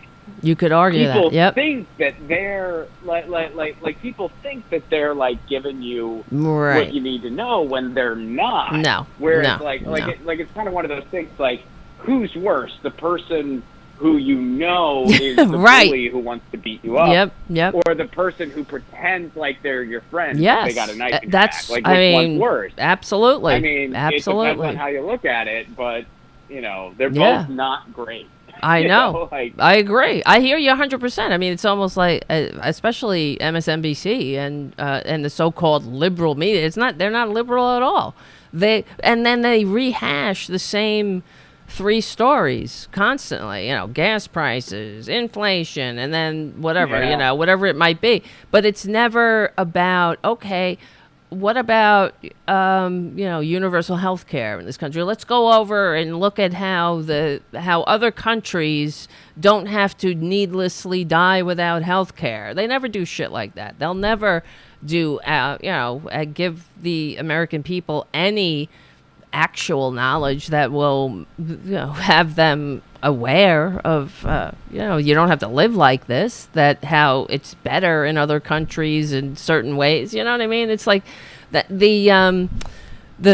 I talk about Roman history a lot. One of the things that made the Romans so successful is that they went around and they saw, whenever they went to other civilizations and conquered them, they took the things that were working in those civilizations and they adopted them. They weren't like, oh, we have it the best, So, but here it's like they're so insular. Yeah. Oh, absolutely, absolutely. We're even worse than that. Oh no, we are worse. Actually, just propagandize people. Yes. We just propagandize people that we have this great quality of life. Right. Our quality of life is not great here. No, it's not. Very poor. It is. It's the worst. It's in the industrial world. Yep, it is. We have the lowest. And many. Well, as far as healthcare, the U.S. has the measurably worst healthcare in the Western democratic world, and it ranks dead last in all positive measures, besides leaving millions out and costing more. And it's just, I don't know. It's fucking, it's a crime against humanity, really. It's ridiculous, but it makes a few people rich, and then. That's just one of the things that sucks. But as far as worse than Rome, you're absolutely right, because on top of that, The U.S. has this is hard to believe, but it's true. We have a wider income gap than they had in ancient Rome. If you can fucking believe it. It's the truth, though. The gap between rich and poor is worse in the United States than it was in ancient Rome. So, think about that. Now, these are the stories that could be... It's worse than ancient Egypt. Yeah, it's just... When you think about it, it's just hard to fathom how that's even a thing, but it is. It's true. It's ridiculous, but yeah. People are basically brainwashed to use these ridiculous metrics. Like, they're like, oh, it's actually really great here in the U.S. because look at our GDP. Yes. Well, what the hell does that mean? GDP has nothing to do with quality. It could have something to do with quality of life, but it doesn't in our society. Yeah, we're really productive people. Right. We don't see any of the benefits from that labor. Yes. California has the 5th largest GDP in the frickin' world. We don't even have healthcare here. We don't even have a frickin' efficient train that goes from Los Angeles to San Diego. Why? Well, because we're part of this frickin' neoliberal health. Where you have declining conditions at home. And so, we have a much lower quality of life than a lot of countries that don't have the same amount of wealth that the country has as a whole. But if that wealth isn't being spread around, if that wealth isn't being put into social programs, then what good is it? That's right. It's just good for having, Jeff Bezos fly his so he can jerk off in space on everybody. Exactly. And then people are like, they fucking cheer these billionaires. Oh, and that's what that drives me insane too. There's the whole if you want to tax these pricks, then you're somehow against freedom or something. But it's so sad that it is learned helplessness, and you're nothing but a goddamn pleb. You're a pawn. You're a fucking dupe. But and that these are the stories that if we had a functioning democracy would be on round the clock. It would be on MSNBC. Let's say if that was an actual free, if we were a functioning democracy, the stories on MSNBC would be that the United States working class, the middle class, has gone below 50% of the population. That would be that would be like a 5-alarm fire, for a functioning democracy. We don't have a middle class. Exactly. That's what I'm saying. That's what I'm saying. This is what I'm in. According to the statistics, the middle class slipped below 50% of the population. Less than 4 years ago for the first time in 100 years, and that would be because we can't have a democracy and this kind of income inequality at the same time. If we were a functioning democracy, that would be the fucking lead story on every channel, but on the liberal media, but it's not. So they'll just keep going. Gas prices, and then when Trump back in the day, then when you occasionally see a responsible story, everybody wets them. Oh, I know. Like you'll occasionally see a diamond in the rough, and everybody just goes ape shit, and then they start giving a tongue bath to these people, and it's freaking annoying. I know. When it's just like, okay, so you're an establishment tool 364 days a year. One day a year, you give us some halfway decent coverage on climate change. Or you have one take that isn't insanely cringe, and I'm supposed to just give you a cookie. And it's like, this is bullshit. Right. Like, this is utter bullshit. And watching these people, who are intelligent people, do this pretzel logic, these mental gymnastics to justify these cretins, just these bottom feeder pundits. It's so insufferable, and it's so. And I'm so sick of watching people pretend that the frickin' wrestling match is real, and then when their favorite politician tweets something nice, they wet themselves. And just bow down to the ministry of appeasement. Or, I'm sorry, all right? a politician is a tool to get the votes that you need. That's it. Yeah. They serve you. Oh, I know. They're not someone to be worshipped. Oh, yeah. You know how bizarre that is? It is. Yeah. Do you think, of course. Do you think Boris Johnson has a podcast in England? Oh, he God. It's so tedious. You think Justin Trudeau does some Instagram stream? Because they're fucking busy working. Their problem. Yeah. I know. But comparatively speaking, we are such a circus. It's the truth. Yeah. So and it's an abomination. Yep. I know. It is exhausting. It is. It does. Really that's is. how I feel, too. I think that's the word, really. This partisan hackery. And you're just like, this is so... Like, I can't even passively navigate through this stuff anymore because it's just so freaking ridiculous. I mean, it's to the point... Look, I'm a recently married guy. My wife and I, undecided on kids. What are we decided on? If we do have kids, they ain't growing up here. We're decided on that. I hear you. If we decide to have kids, we are going to have to move. Yeah. Because I'm like, they ain't growing up here. I hear you. What would you... It's true. I don't want to be worried. I mean, first of all, I don't want my kids to grow up around religion. I was raised Catholic. I do not want my kids to grow up around that stuff. With this if bullshit. They discover it on their own, that's fine, and there's nothing wrong with anyone's religious beliefs, but that's my personal choice. And, now, I mean, hey, you never know. They're going to have prayer in public school, too. Right, exactly. So these fucking Supreme Court shit. Avoid that now. It's impossible. Yeah. So, they'll be fucking praying on the 50-yard line. Yeah, exactly. Right, yeah, that's the thing. Right, exactly. You have a kid, you send them to school. Every day you have to hold your breath until they come home. Will they be in a fucking shootout? Or will they, I mean, just the trauma of going through live shooter drills. It's an abomination right there. This is what we do to children. And then these fuckers have the balls to call themselves pro-life. It is so disgusting. And I hear you. If I don't know. If I had kids, the same thing. And I know people with kids, they're like, what the fuck? What do we do, So, yeah. I don't know how they sleep. I mean, my friends with kids, I don't know how they sleep at night. I think for the most part they don't. Right. Honestly. You don't I sleep. think most of them don't.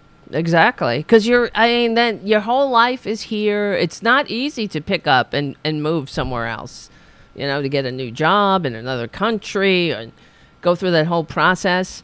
And it's these are the choices. I do have a podcast series about it. I know. Yes. I do. Right.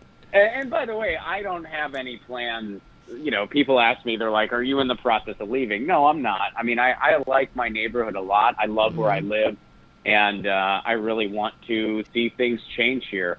Right. But I am going to be prepared. Yeah. I mean, I am. If it comes down to, we're literally descending into straight up feudalism. I know. Yes. And we are pretty much an authoritarian theocracy. Yep. We've reached that point. Oh, so, I think that you need to entertain an exit plan. I know. I think everyone needs to. It's true. And I am working on one in case it comes down to that. I hope it doesn't come down to that. I know. But if it does, I will be ready. I got to get my Irish citizenship. Yeah. Well, that's hopefully my podcast series will be helpful for you. Yes. Well, I was just talking to my cousin about it, and she's like, "Let's get the fuck out of here." Too. I mean, she has kids though that are one just graduated high school, and her other kid is a little bit older. I think she's still in college though, but it's It's very difficult. That's why just getting up and going, picking up your life and moving, most people don't do it. And but then you get to the point where it's the push factors and the pull factors, right? So when the push factors are overwhelming, and so many people are thinking about the same thing. You wouldn't even. I'm sure so many people that I talk to are like, I got to get the fuck out of here. And you're not alone. I'm not alone in that department. And I think about it a lot. I'm like, I need to get my Irish citizenship. It won't, my grandparents were Irish. So all I have to do is register. I got to get their documents, register as a foreign birth, and then apply for an Irish passport and get the fuck out of here.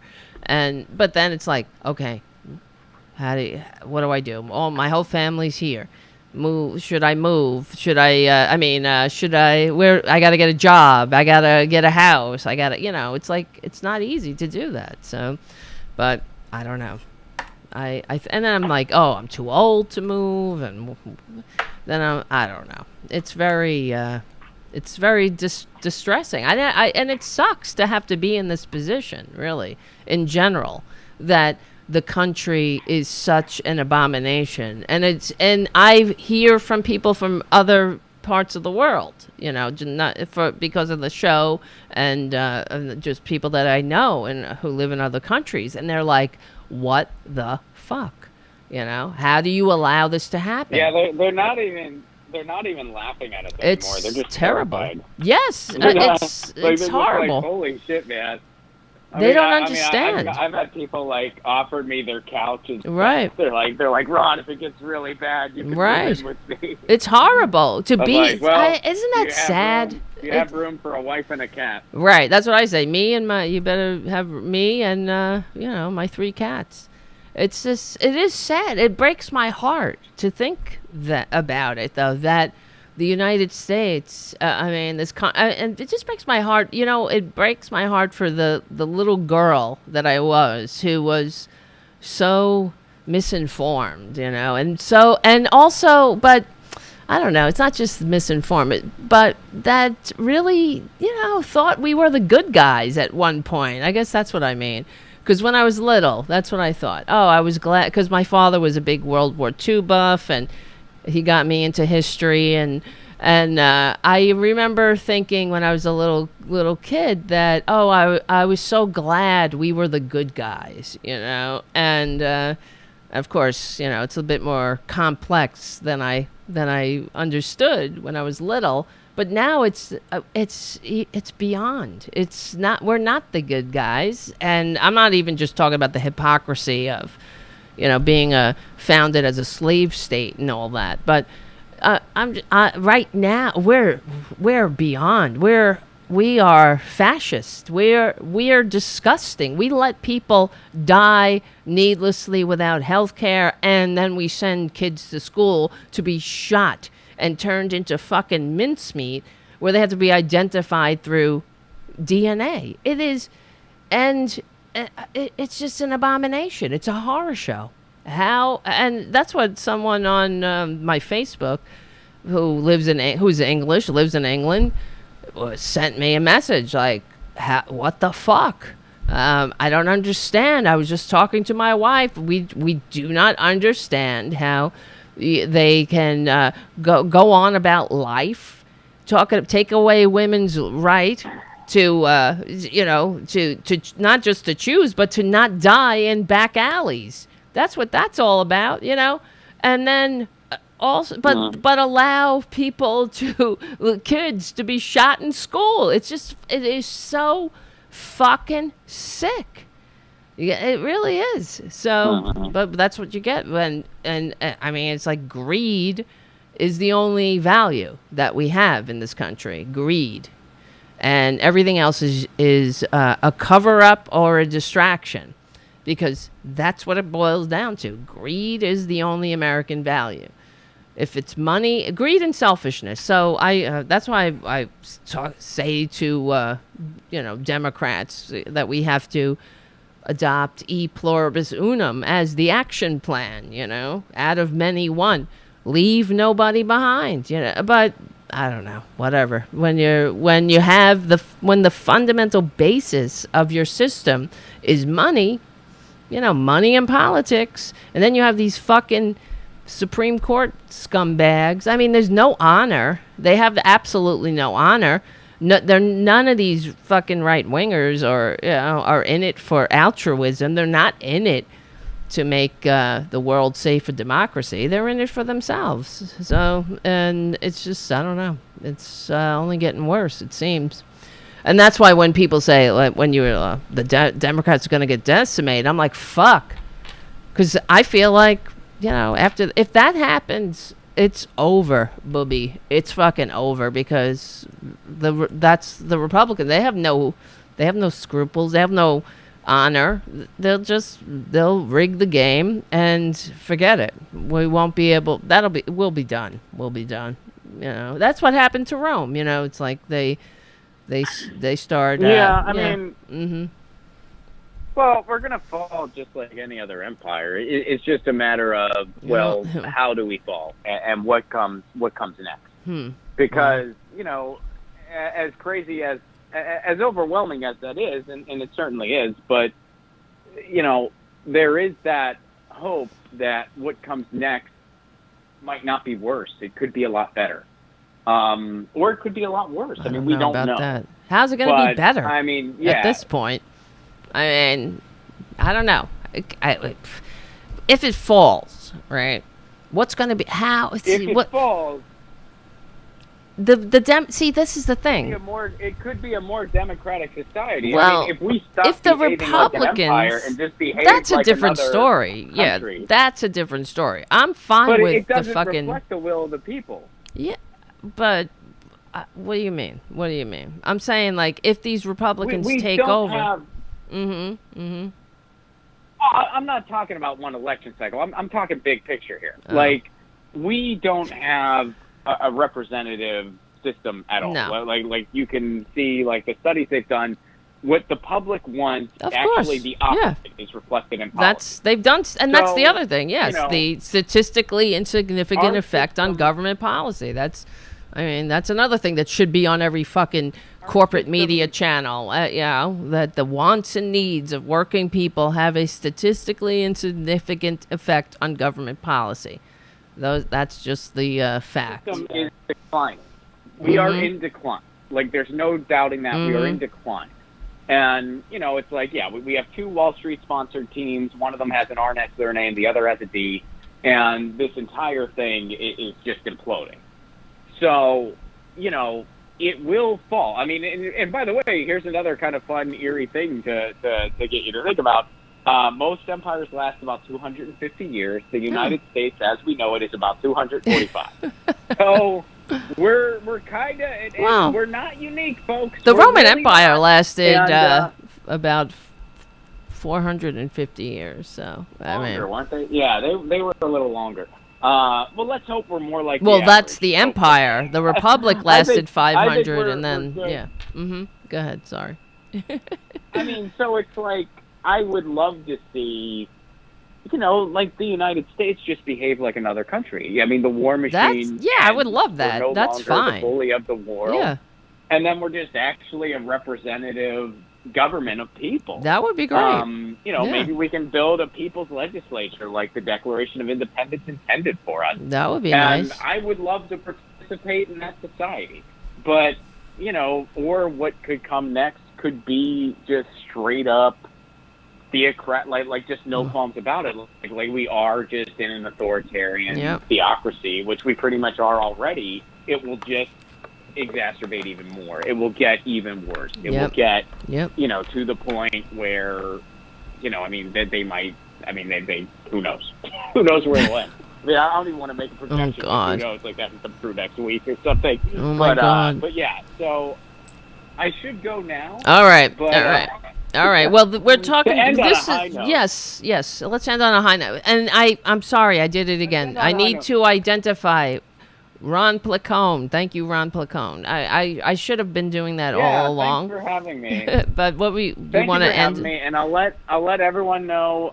Antitrustsummer.com. Please support these antitrust bills. It's important we get all the policy wins that we can.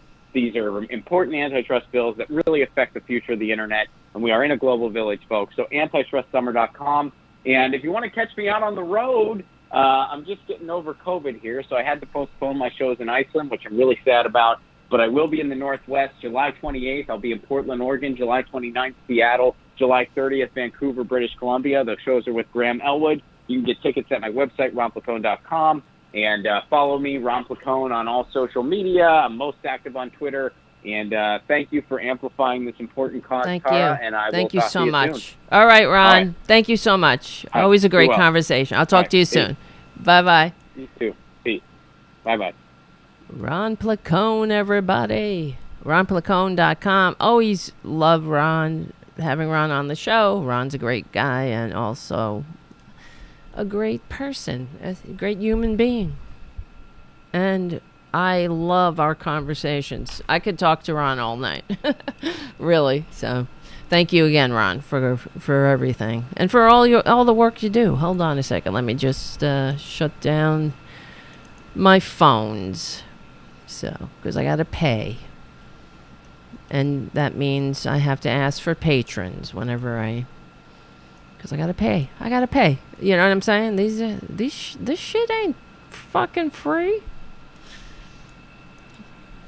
All right, let me shut down Skype. All right, everybody. I'm a little bit... Wow. What do you think? What do you think? And thank you, Richard W., for your super chat. Another great show, Tara. Thank you.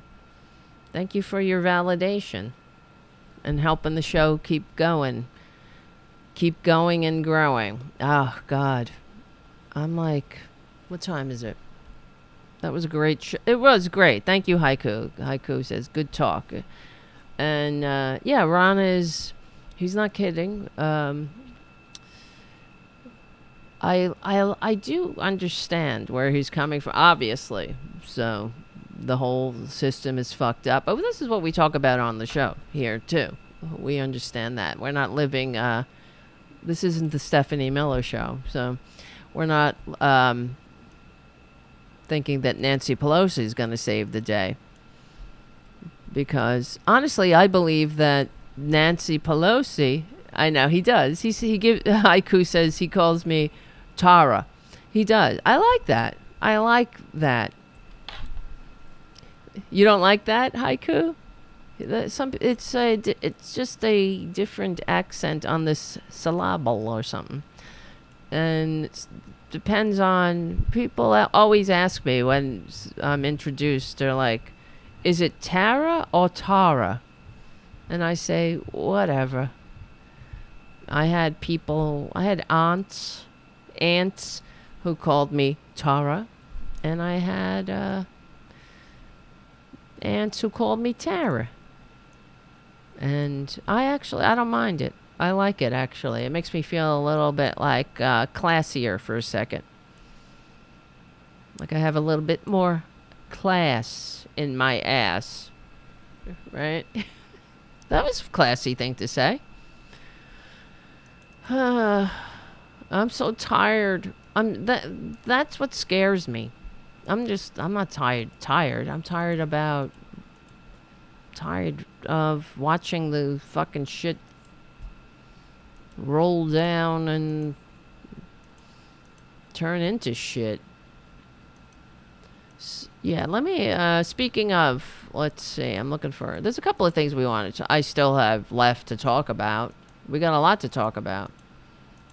Where is this? I'm looking for this fucking thing and obviously cursing is off the chart. I haven't been saying it. I really need to stop. I know I say that. I'm trying, but I don't know. Where is this?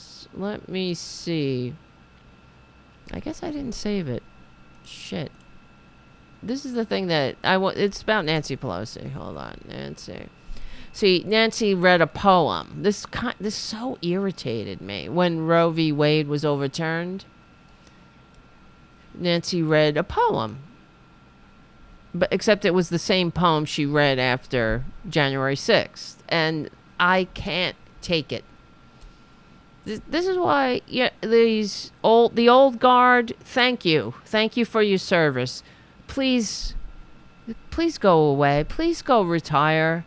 And as I was talking with Ron, and I had one eye on the chat, I don't remember who said it, but someone on the chat was saying something about Nancy Pelosi, how she hasn't mentored anybody. Yeah, isn't that true? But didn't she say that she was going to step down, and then she announced again that she's running for speaker, that she's throwing her hat in the ring again? But I thought that her last speakership was contingent on her stepping down, saying that this will be my last speakership and mentor the next generation. But these fuckers, this is selfishness. You know, why is Dianne Feinstein in there? Chuck Grassley? He's fucking 88 years old. Come on. All the while, these people have been in Congress while the United States middle class went from the most to the least upwardly, not just the middle class, the United States itself went from the most to the least upwardly mobile. And that's another thing that the corporate media, if they wanted to have a functioning democracy, they would be beating that drum. Instead of how, people are struggling with gas prices. Well, why don't you beat the drum that the U.S. is the least upwardly mobile with the widest income gap of all democratic Western nations? Why don't you beat that drum? Because if the gas prices go up $2 and you can't afford, you got to choose between that with gas prices and food, that's not the fault of the gas prices. It's the fault of not being economically vibrant and upwardly mobile, right? That's what the point of upward mobility is. An economically vibrant society is, right? Where you can traverse the ups and downs of an economy or life itself. Life in general with its ups and downs. You shouldn't have to go on GoFundMe when shit happens. That's the point of being free. If you're not free, if you have to go beg on GoFundMe for medical care or the necessities of life. But we won't hear that on corporate media, which drives me up the wall. And why, of course, I say please support the actual liberal media. Anyway. Not that I'll be saying that until maybe I'll say it and until I've had enough. Until I see people on the chat room saying, when I was saying I got to get out of here, people are like, don't leave. Hey, become a patron. Maybe I won't fucking leave. I don't know. Here comes my cat, by the way. Oh, he changed his mind. He's going the other way now. Good. Fuck off. You too. Fuck you too. Just kidding. I love them. Internal critics of the Democratic Party often say that its current leaders, who are for the most part in their 80s, believe too strongly in the value of political comedy, and the potential for bipartisan consensus. Tactically, strategically, and emotionally, this argument goes, Democrats have failed to realize what appeals to shared values and common purpose are no longer the most effective way to achieve tangible results in the United States political system. Of course, that's the truth. If ever this, I'm reading from Slate, Ben Matthias Lilly. Oh, look, it's Ray. Little Ray. Good. Isn't he cute? He's like a little shadow with eyes that stare at you from the dark. Hi, Ray. Ray. How you doing, honey? He's like, fuck off, bitch.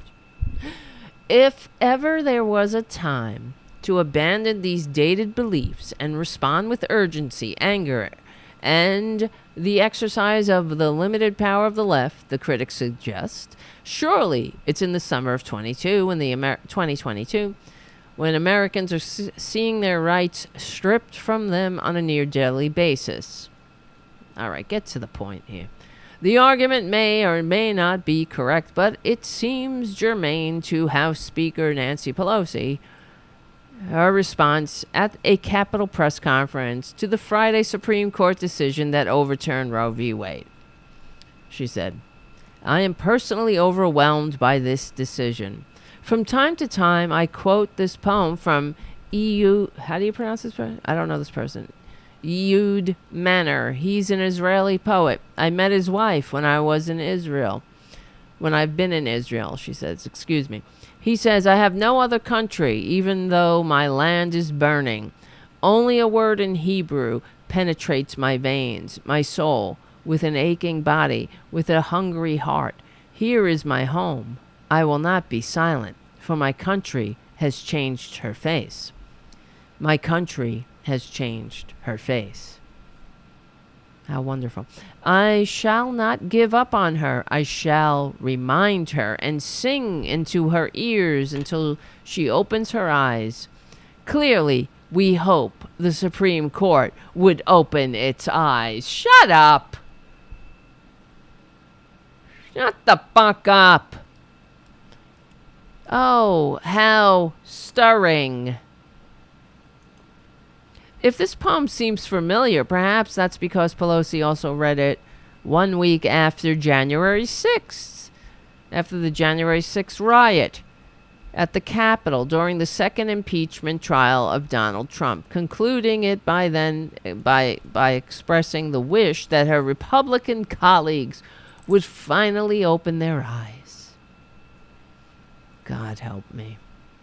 Later on Friday, House Democrats sang God Bless America on the Capitol steps. What? Oh, wow. Really? Why don't they take a knee again? That really showed them.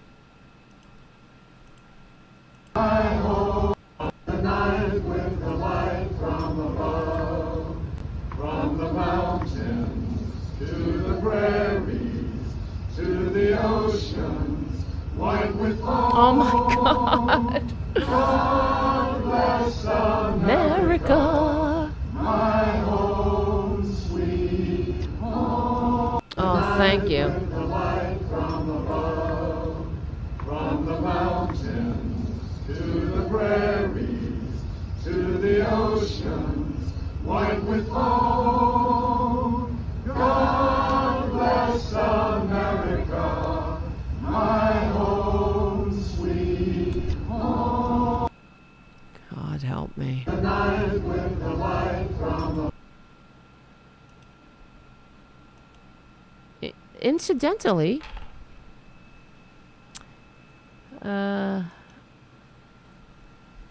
that's ridiculous. Thank you, Democrats, for singing. Who gives a shit? Go and do your fucking jobs. I don't need you to sing on the Capitol steps, all right? I don't need you to take a knee in the well of the Senate to show how much you support Black Lives Matter. I need you to do your goddamn jobs. I need you to take Kyrsten Sinema and Joe Manchin and shove them against the wall, you know, and threaten them within an inch of their economic livelihoods to do the will of the American people and get in line with the will of the American people, you know, and stop. I mean, with these stunts. Are you kidding? Why don't you sing at another child's funeral? Murdered from a AK-40, whatever the fuck they use. I don't care. Assault weapon. It is so embarrassing. That's why it is embarrassing, you know? It's like, what? And the Republicans are laughing their asses off. It looks ridiculous. And it's feckless. That's what it looks like. Oh, God bless. Who cares? I'm stunned. Shut the, no singing. Yes, Jim on the chat. No fucking singing. Errol Thomas says, Nicole Sandler was pissed off about Democrats singing God Bless America on the steps of the Capitol. Yeah, well, she's right. She's right to be pissed off because it's ridiculous. Yes, Haiku says, that'll show 'em, Dems. Show 'em how, show 'em how strong you are. God bless America. Shut the fuck up and get pissed. Get pissed and shut up. You got a time to organize another stupid photo op? Why don't everybody take a knee and then sing God Bless It? How's that? Everyone do a live shooter drill next with a kente cloth and sing God Bless America. Why? Why exactly? Why? Nobody wants you to do the stunts. We'll do the stunts. The average American pleb will do the stunts. Sorry, Errol says it's Kristen Enema, not Kristen Cinema. You're right. I'm sorry. Excuse me. We will take care of the stunts. You know what I mean? When we'll march, we'll take care of the stunts. We'll take a knee. We will. The people, the voters, the average shitheads who aren't in the halls of power. They're in the fucking halls of power. That's the halls of power? You look like the idiots. That's what they look like. They look like us outside the halls of power, begging the power to please do something. Take back your party. Republicans, take back your party. That's what they look like. They look like the average sucker who are knocking on the halls of power, knocking on the doors, saying, hey, please, powerful people who are in the minority death cult, who receive fewer votes, who represent fewer people. Please, you minority fuckers, you dirty trick bastards who, when you pull your dirty tricks, then we just go, oh, well, God bless America. Will they please see the light? Will they take my country? 'Tis of thee, sweet, sweet land of liberty. Of thee I take a knee and sing to my Republican friends. Friends, I might add, on the other side of the aisle. My friends and colleagues and co-workers and friends and bipartisans. Please,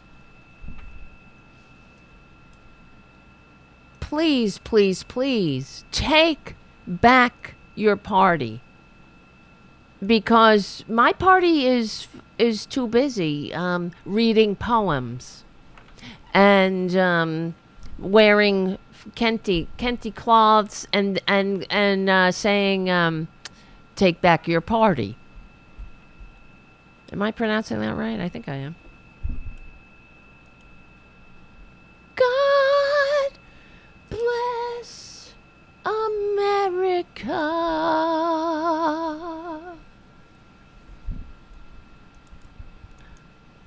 Now, what I have to say? Wait, where is that fucking clip? I'm sorry, I have to play it. Well, I want to say to my Republican friends, Republicans, take back your party. The American people I'm very prayerful about this. How much the American people need a very strong Republican Party because they don't got a strong Democratic Party. So they're going to need a strong fascist party. Close by saying that you've heard me say again and again that the Republicans seem to be having a limbo contest with themselves to see how low they can go. Oh, right. They seem to have reached rock bottom with their statement that what happened on January 6th was normal political discourse. Legitimate political discourse. I've also said that country needs a strong Republican Party. Why? They've made great contributions to our country. I say this to Republicans all the time. Name one. Just one. I'm looking for one. I've asked Nancy Pelosi for what one? One. If they've made so many fucking great fucking contributions, I swear I'm going to lose it. Then they should be able to name one. Name one. What was it? Huh? Was it the gerrymandering, the voter suppression, the standing in front of every great contribution that ever made this country take a leap forward? Their opposition to socialist security, to socialist Medicare, to the socialist GI Bill. Everything that ever made this country a more perfect union, they stood against. Nixon and the EPA. Okay, that's good. But now they have shit on it. For as long as I've been alive, I have no memory of Nixon. This is not in my lifetime. I hear rumors, but I also know Nixon was a piece of shit, too. A criminal. And, what is she talking about? This bitch knows Nixon. She knows them all. So she knows that they're a bunch of crooks, but I've said it before and I'll say it again.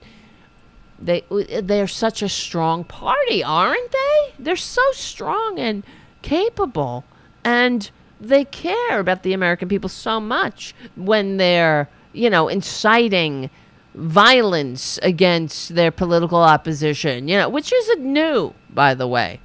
Gabby Giffords, remember her? She's still alive, no thanks to Republicans. And on every level, because they incited the kook that went and shot her in the head and also killed other people at her political event where she was having like a meet and greet. Meet your representative at the local supermarket. But the Republicans turn local supermarkets into the OK fucking corral, as we know. So you can't go, I don't know, sometimes I want to eat some rice pudding, and I'm like, shit, should I get my body armor? I got to go to the supermarket and get a snack, but I might not want to take my life into my own hands tonight. At least maybe I'll lose some weight. But I don't know. Take back your party.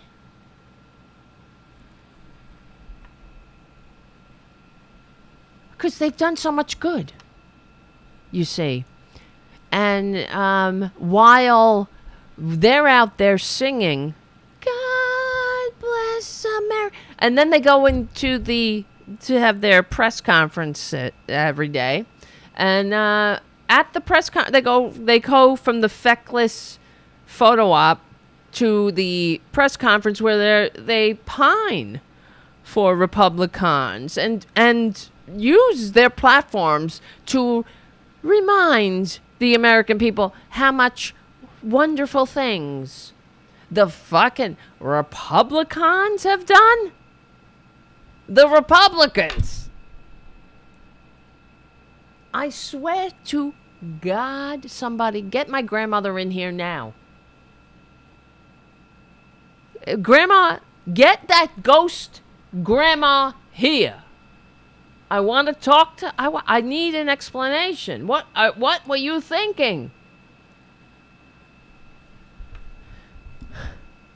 Yeah, it's unreal. Robin M on the chat. She doesn't know how to offend the Q quasis, or the quasies. Exactly. She's got to go.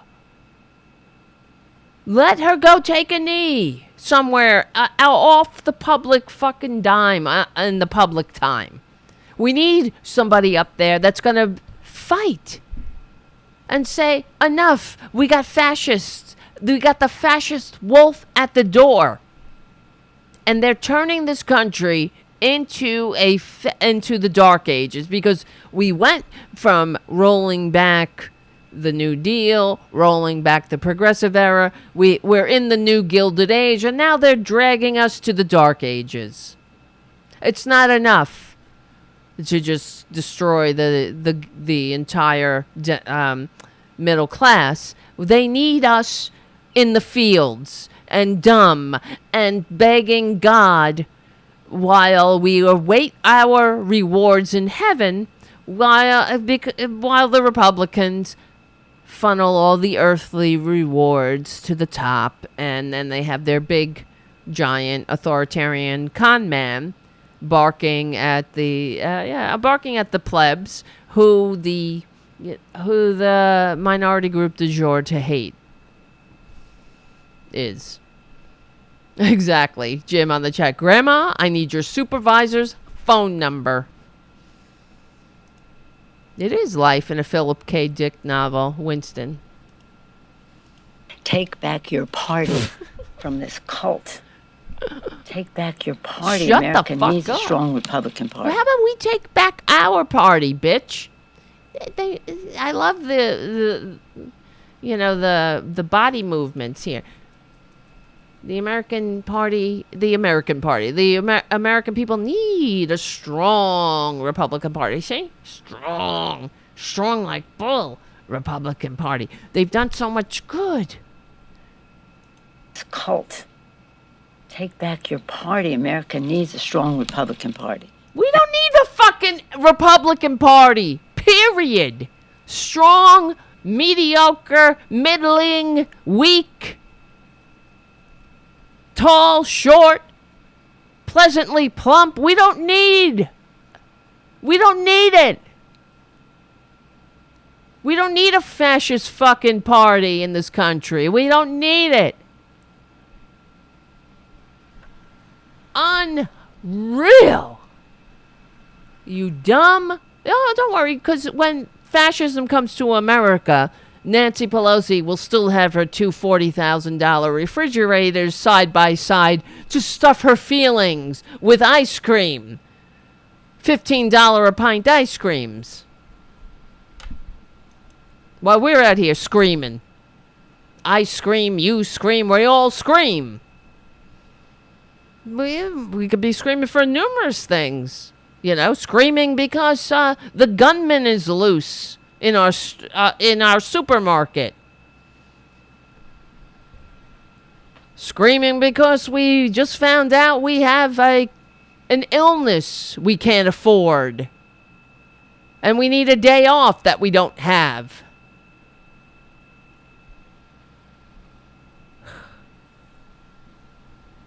Scream. All kinds of screaming. I scream, you scream, as long as you scream. And it ain't me screaming, right? That's the American way. A strong Democratic Party. We need a strong Democratic Party. Well, we ain't getting it when you in the charge, bitch. We do. She's up there doing open mic. Party. America needs a strong Republican Party and a strong Democratic Party. But it has been hijacked, and it's been hijacked by some kind of cult. I don't know where this fucking cult came from. It came out of the blue. It was like, boo, I'm a cult. No, honey, I've seen the cult, honey. I'm not in the halls of power with you, bitch, but I could see the cult coming from a mile away. I saw the fascism on the wall. The fascist writing was on the wall for years, bitch. While you were out there at your fundraisers in the wine cave and shit, eating your $15 a pint ice cream, saying, you know what, we're running out of room here. We need another $20,000 refrigerator for all of our bounty. And then, I'm just like you. I can't, what can I do without in this pandemic like the rest of us? I'll show you what it is, Jimmy. It's this. It's my Cartier glasses and my Rolls Royce with my caviar facials at night, every night. I can't do without it. I cannot do without my indentured servants lifting me in my litter and taking me hither and fro. I'm just like you.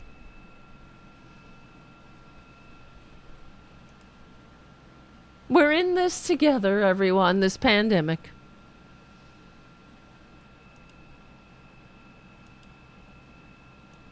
Disturbing to see. It is disturbing to see.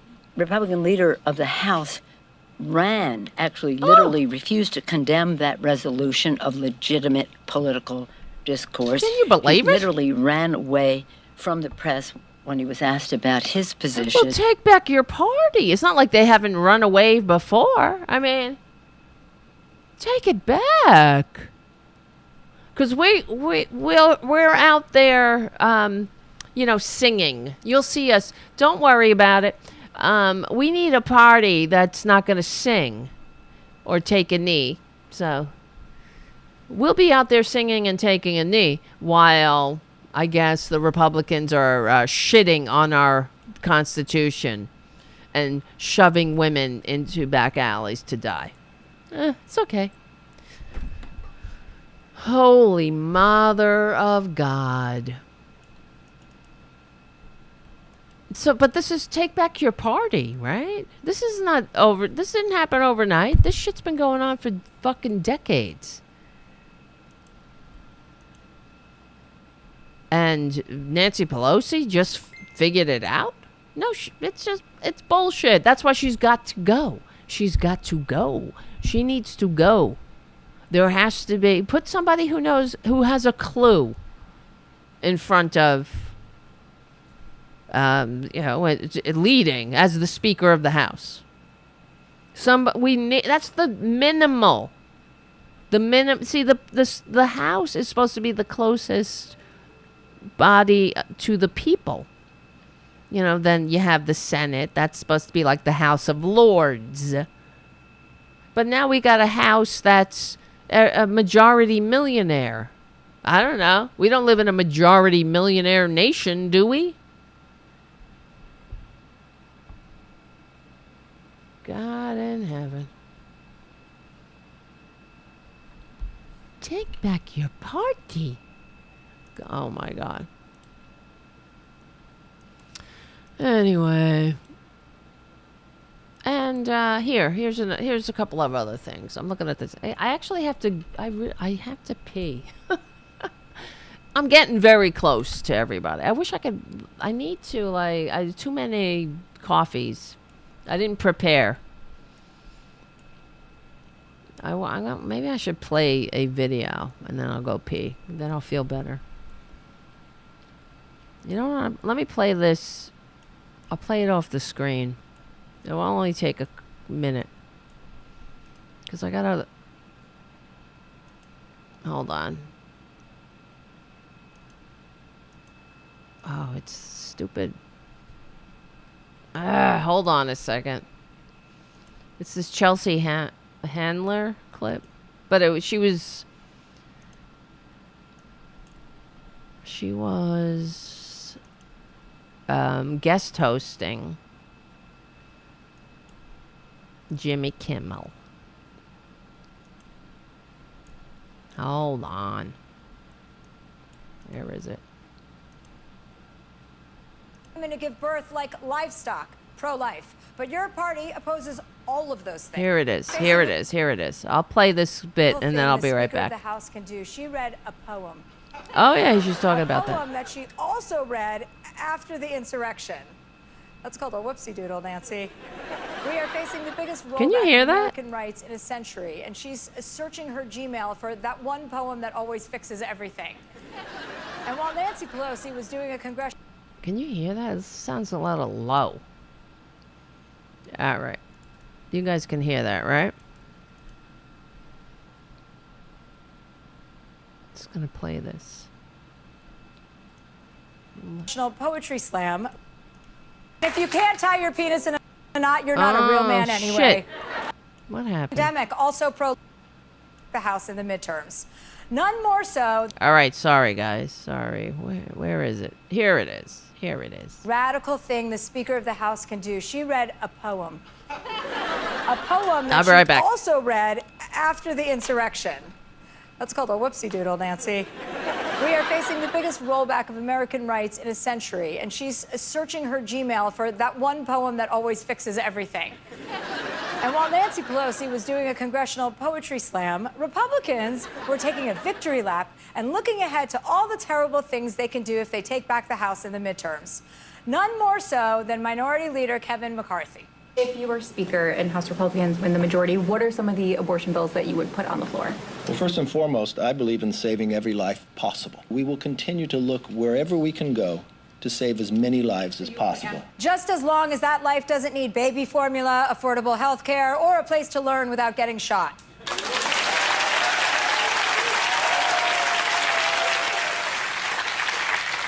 By the way, Kevin McCarthy, since you mention it, let's talk about what it means to be pro-life. Universal health care, that's pro-life. Restricting guns, that's also pro-life. Fighting climate change, that's also pro-life. Listening to doctors during a pandemic, also pro-life. Not forcing women to give birth like livestock, pro-life. But your party opposes all of those things. Calling Republicans pro-life is like calling O.J. Simpson pro-wife. There you go. Perfect. We also got an... All right. I'm better. I know. Tara used to take a mid-show break. Does anyone here remember that? Exactly. I used to have 8 minutes in the middle of the show to go freshen up. Anyway, who's leaving? Play Dave. He has not been excused. Get back here, Dave. All right. Let's see. Here's another thing. Here's these filthy fascist Supreme Court justices. They will. They have to be stopped legally and peacefully, but not, I guess, by this goddamn feckless Democratic Party. I don't know. The thing that annoys me is that of course, Biden is saying he's not for expanding the court because I guess that's exactly what has to happen. Suppose we'll just roll over with this shit while this tyrannical minority death cult shits on the Constitution. I mean, they're in the middle of fixing the facts around the policy. That they are illegitimate. They are making shit up. Because they're ideologues. They're corrupt ideologues. They have absolutely no honor. Another thing AOC said on Meet the Press is that I agree. They should be impeached. If you lie to Congress during your confirmation, then you should be impeached. Because they absolutely lied. But they lie all the time. They are illegitimate. This twice impeached, less vote getting con man, insurrectionist, put these 3 dishonorable scumbags on the court with the help of Moscow Mitch McConnell, who called them up, invited them to a coup, and they agreed. But here's Neil Gorsuch.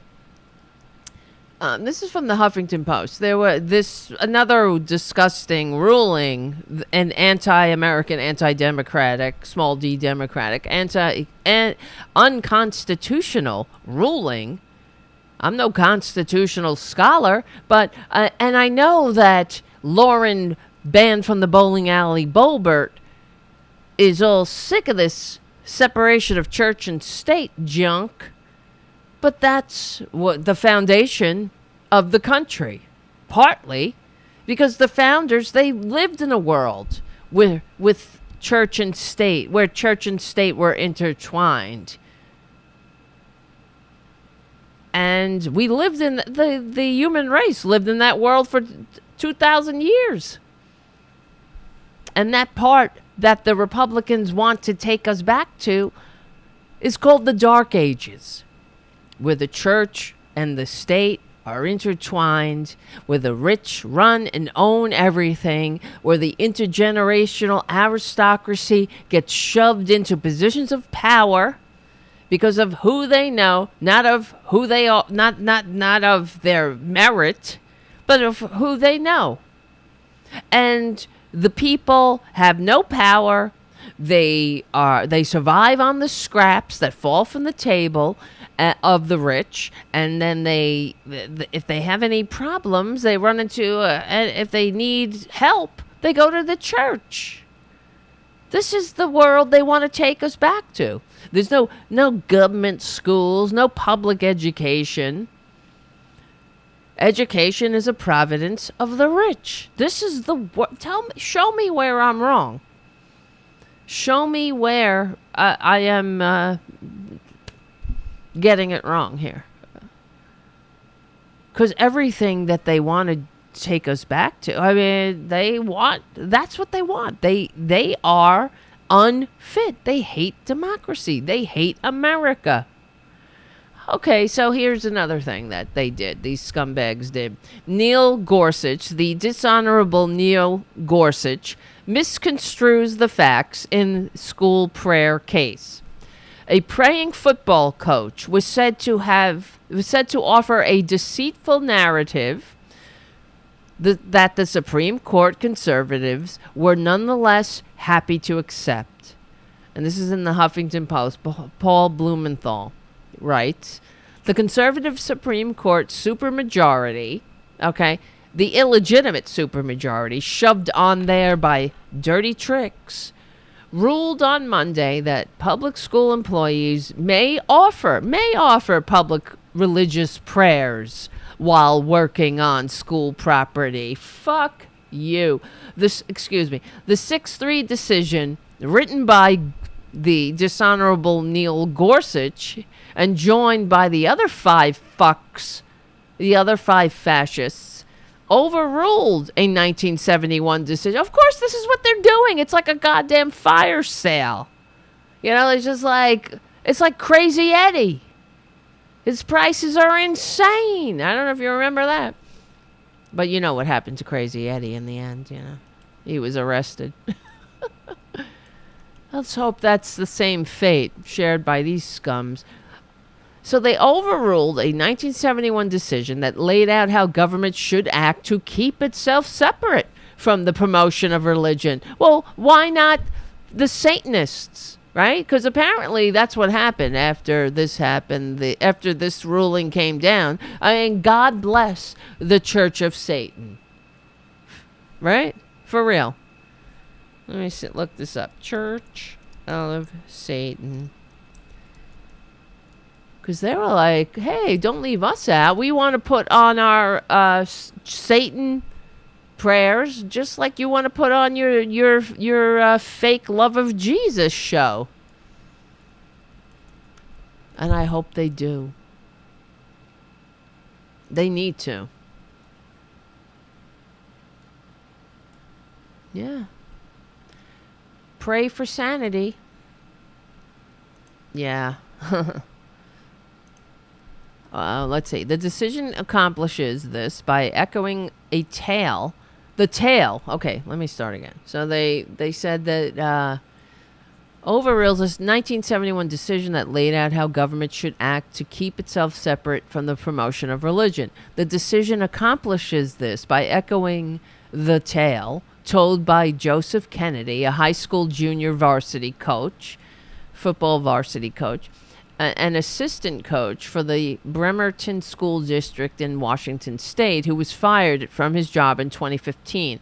The Kennedy story paints a picture of a coach who only wanted to conduct his own private prayer after his team's games. Yeah, because God doesn't give a shit about decimated school children, just your stupid person catching a ball, and that's what matters, right? God, help me throw this ball and help me kick this ball. Maybe school children are being murdered because God is too busy worrying about where everybody's balls are going. They're going in a net or a hoop or over the goals. Maybe if you stop bothering him with all your stupid sports games, he might not let the children be murdered by assault weapons. You ever think of that, you selfish pricks? Of course not. Of course not. They don't care. Freedom. The freedom. And believe me, if that were true, if somebody said to them, hey, why don't you stop bothering God? He's all backed up with, he's not eating enough fiber, of course, but also he's got all these prayers about balls going in hoops and nets and shit. And all the kids dying in school, being shot with assault weapons, that's like way down the list. He can't get to it.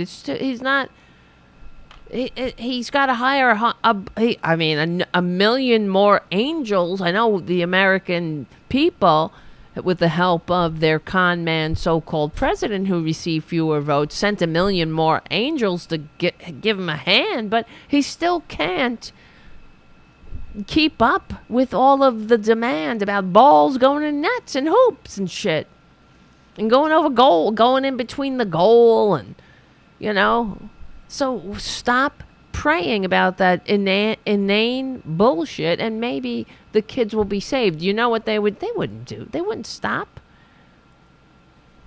because they're selfish. It's true. Prove me wrong. They'd be like, freedom. It's my freedom to pray, and I don't care. I'm free.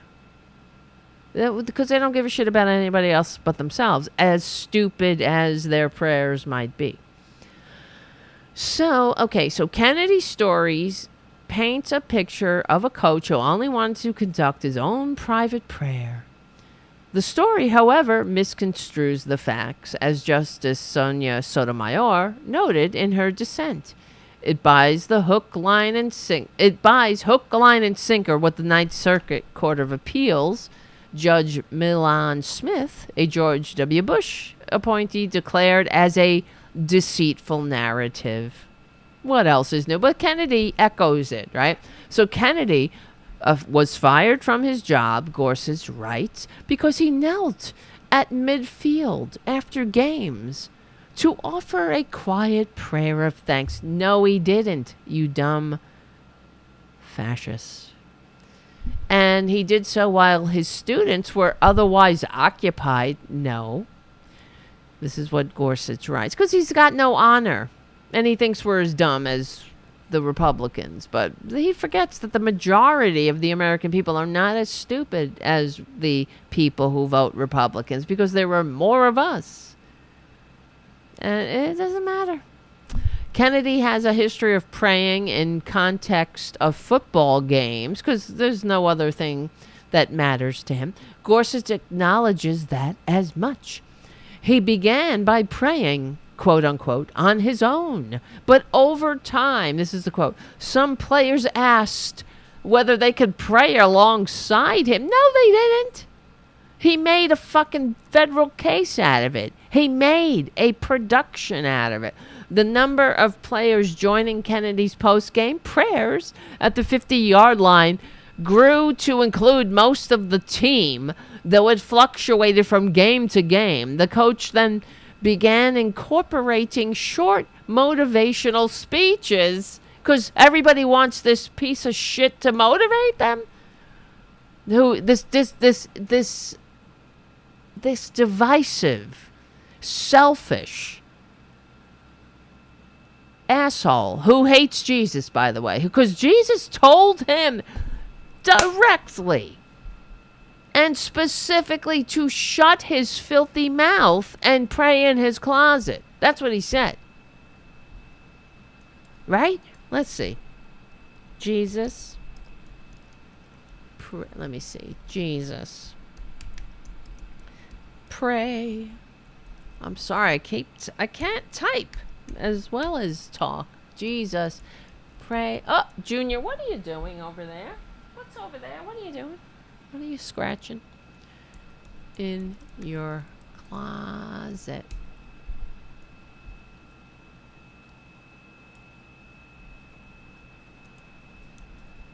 Uh-oh, here he comes. I shouldn't have looked him in the eye. Here he comes. Here's my baby. Yeah. All right. Get over here, you little bastard. You little mommy. Get over here, mommy. Yes, Jesus said to pray in your closet, not on the 50-yard line, you scumbag. All right, here we go. Matthew 6:6. But when you pray, go into your room, close the door, and pray to your Father who is unseen. Then your Father who sees what is done in secret will reward you. That's from the New International Version, New Living Translation. But in all these translations, but when you pray, go away by yourself, shut the door behind you, and pray to your Father in private. Yeah. But thou, when thou prayest, enter the closet, and shut thy door. Pray to thy Father, and thy Father, which seeth in secret, shall reward thee openly. And I hope he opens you from stem to stern, but whatever. Yeah. Meow. I heard you. Yes, Jesus said, here's from an op-ed in the Los Angeles Times. Oh, I'll read that after. But in here, I'm getting to the point here. In September 2015, the school learned of Kennedy's prayers after an employee from another school commented positively on the school's practices to Bremerton's principal. On September 17th of that year, the school superintendent sent a letter to Kennedy telling him to cease leading prayers in the locker room and at the 50-yard line after games, noting that his inspirational talk, quote unquote, is overtly religious. Kennedy stopped leading prayers immediately after he received the superintendent's letter, but after leaving a game, he later returned to pray on the field by himself. Bullshit. On October 14th, a lawyer representing Kennedy sent a response declaring that his sincerely held religious beliefs, oh, I hate that phrase, demanded that he give a post-game personal prayer. I don't understand these people. They hate Jesus that much, you see. They spit in Jesus' face. And if Jesus came back, they'd crucify him again. You know it. Gorsuch writes, he told everyone that it would be acceptable to him to pray when the kids went away. He later clarified that this meant he was even willing to say his prayer while the players were walking to the locker room and then catch up with his team later. this is all of this is fabrication, by the way. And because they have photographs, they have the receipts of exactly the opposite. On October 16th, in a letter ahead of the game the same day, the school replied. They said that Kennedy had complied so far with their September 17th request to cease praying at the 50-yard line, but they forbade Kennedy from any overt actions that could appear to be to a reasonable observer to endorse prayer while he is on duty as a district paid coach. Oh, that's too much for him to do. You know, my religion says that all Republicans are dirt bags, and I will have to do something about that sincerely held religious belief in the middle of the 50-yard line. Gorsuch describes this letter as failing to accommodate Kennedy's request to offer a brief prayer. And everything about this is bullshit. While the students were busy with other activities. In spite of the letter, Kennedy prayed, initially by himself at the 50-yard line while his team sang their fight song. However, the members of the opposing team and other members of the community joined him. Yeah, so it was sort of like the end of The Grinch Who Stole Christmas, when they were like, Halloo, holly, holly, holy, welcome Christmas, welcome prayers. Kalu, kali, come and pray your stupid prayers. Halloo, holly, be giant man on a cloud. Help this ball go through the net. Don't worry about the dead kids. Just look at this ball over here. Help it go very far in the net. The school district responded by making robocalls to parents. All right, whatever. Who cares?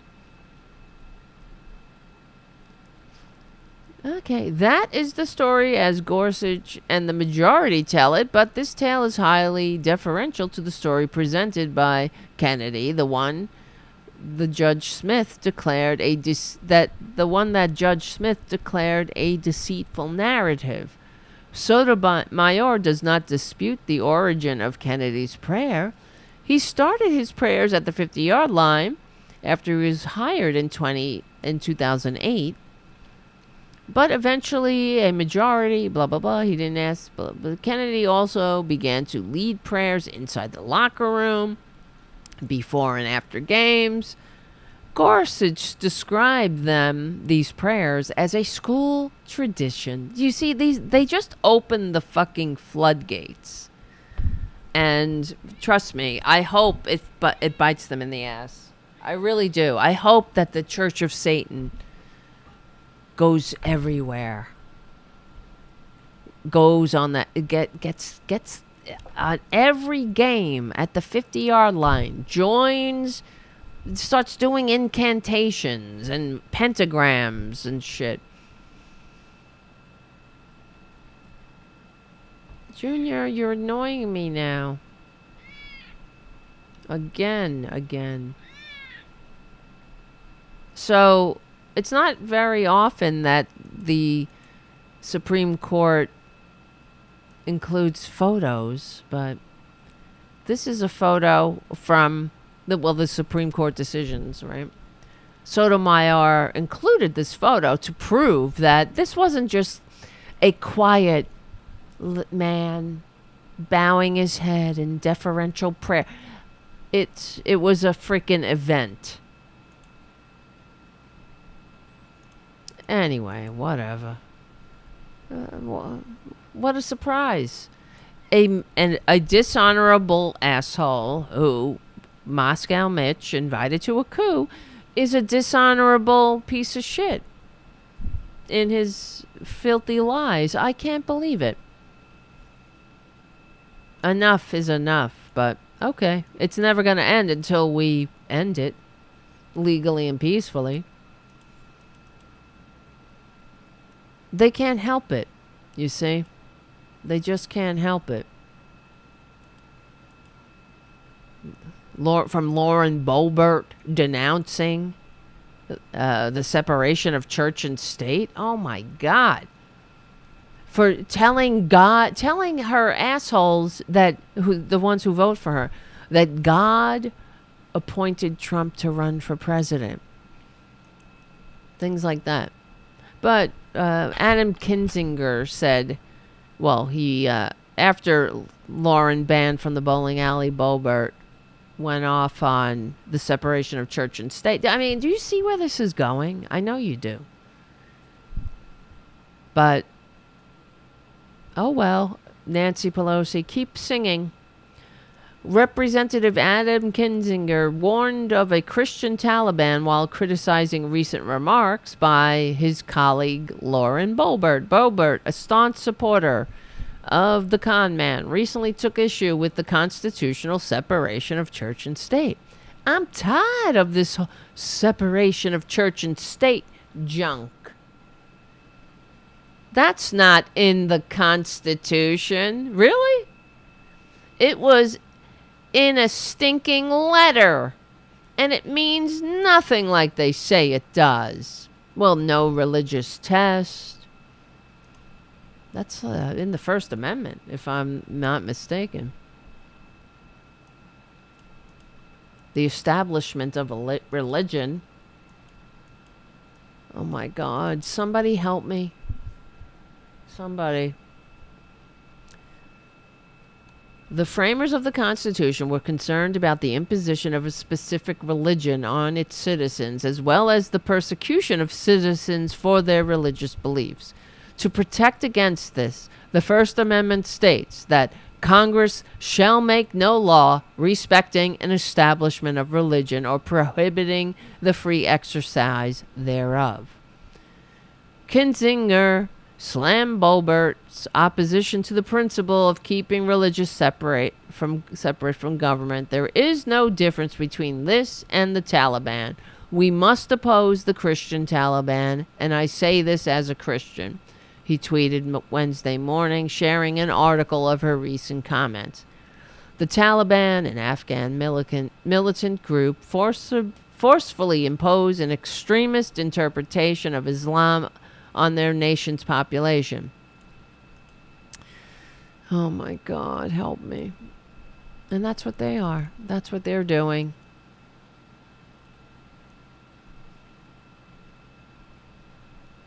That's right. Others took issue, made similar comparisons. Democratic Senate candidate Amy McGrath, who ran unsuccessfully against Senate Minority Leader Mitch McConnell in 2020, tweeted, well, there are lots of countries she can go to that doesn't have this pesky separation of church and state, like Saudi Arabia, Afghanistan, Iran. Exactly. That's who they are.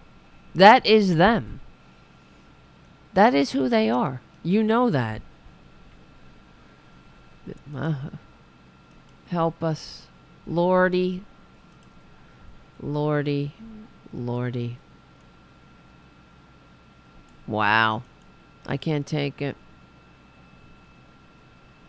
How do we stop this? I just went on to the Huffington Post, and on the front page it says the Supreme Court just took 10 days to change America as we know it. Rolling back rights. Years of progress. It has invalidated gun restrictions. 100-year law here in New York. Forced publicly funded school voucher programs to include religious establishments. Ended the right to abortion, effectively sending women into back alleys to die. Because they're not reducing the abortion rate. They're just killing women. Oh, God. A final batch of opinions due out Thursday includes a case about the EPA and climate change that could crush the ability of the federal government to regulate everything from toxins in water to the safety of consumer products. And you know that's coming. These pieces of dirt, if we do not stop them, they will fucking kill this country. Oh my God, I hate them all. All right, one last thing. It's 11. Oh, it's time almost for me to go to get unconscious, thankfully. To get legally and peacefully unconscious. And when I'm unconscious, there are no Republicans there, so I love it. One last thing I wanted to show you. We won't have a show tomorrow, but we will have a show on Friday. I don't know. Did you see that? I don't know. Should I start this? Let's save this to Friday, I guess. But there'll probably be 10,000 other things. I wanted to talk about where is it? Oh God. I shouldn't bring it up. Well, the Kyle Rittenhouse game. We could talk about it on Friday. Because if I start now, I'm not going to stop. And then it'll be 1 o'clock. Anyway, I'm a little tired. So, yeah. Let's talk about it on Friday. And whatever else comes up. Plus, we only got 2 super chats, so it's not very motivating for me to keep going. So, I'm tired. All right, guys, it's been great hanging out.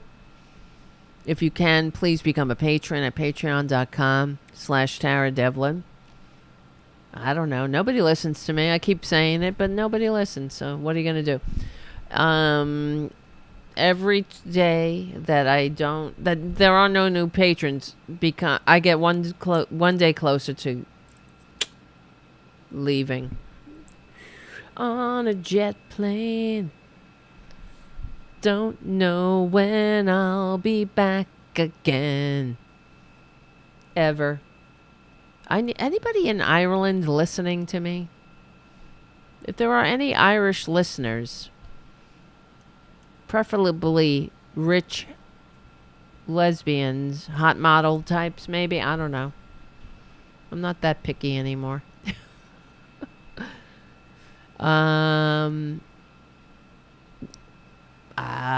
Come get me. Send me a message. Become a patron at patreon.com/Tara Devlin. And get me the fuck out of here. All right. Guys, thank you so much.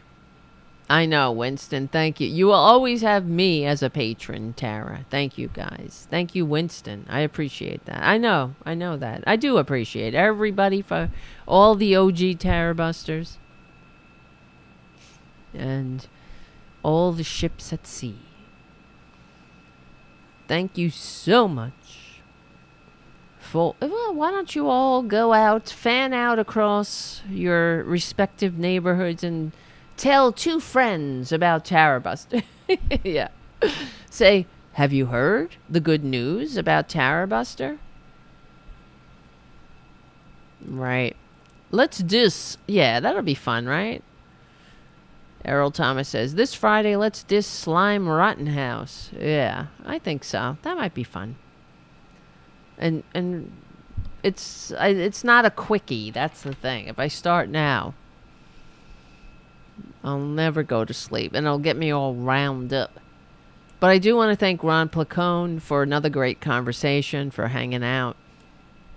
Remember to go to antitrustsummer.com and sign and tweet and call your representatives, because we can win this. It's a matter of Schumer bringing it to the floor. That's it. Apparently, we do have the votes. He's just sitting on it, as they do. All right, my friends, we will win. Thank you, Winston. I will do that. I'm gonna drop your name in some chat rooms and invite people to hang out on Friday. Say, hey, we hang out in this great chat room. And Tarabuster, the Tarabuster with Tara Devlin is the best show in the world. Something like that. You don't have to use those exact words. All right, I am tired. I gotta go to bed. We will win. It's true. Thank you. You're a great American, Paradu. We're on the right side of history. We're on the right side of decency, dignity, and democracy. Thank you so much, guys, for hanging out. Thank you, Ron Placone, the great Ron Placone. We stick together, we win. My name is Tara Devlin, and I will see you all. I'll see you Friday night, but I want you to bring 2 friends. I want to meet new people with all the OGs on Friday night.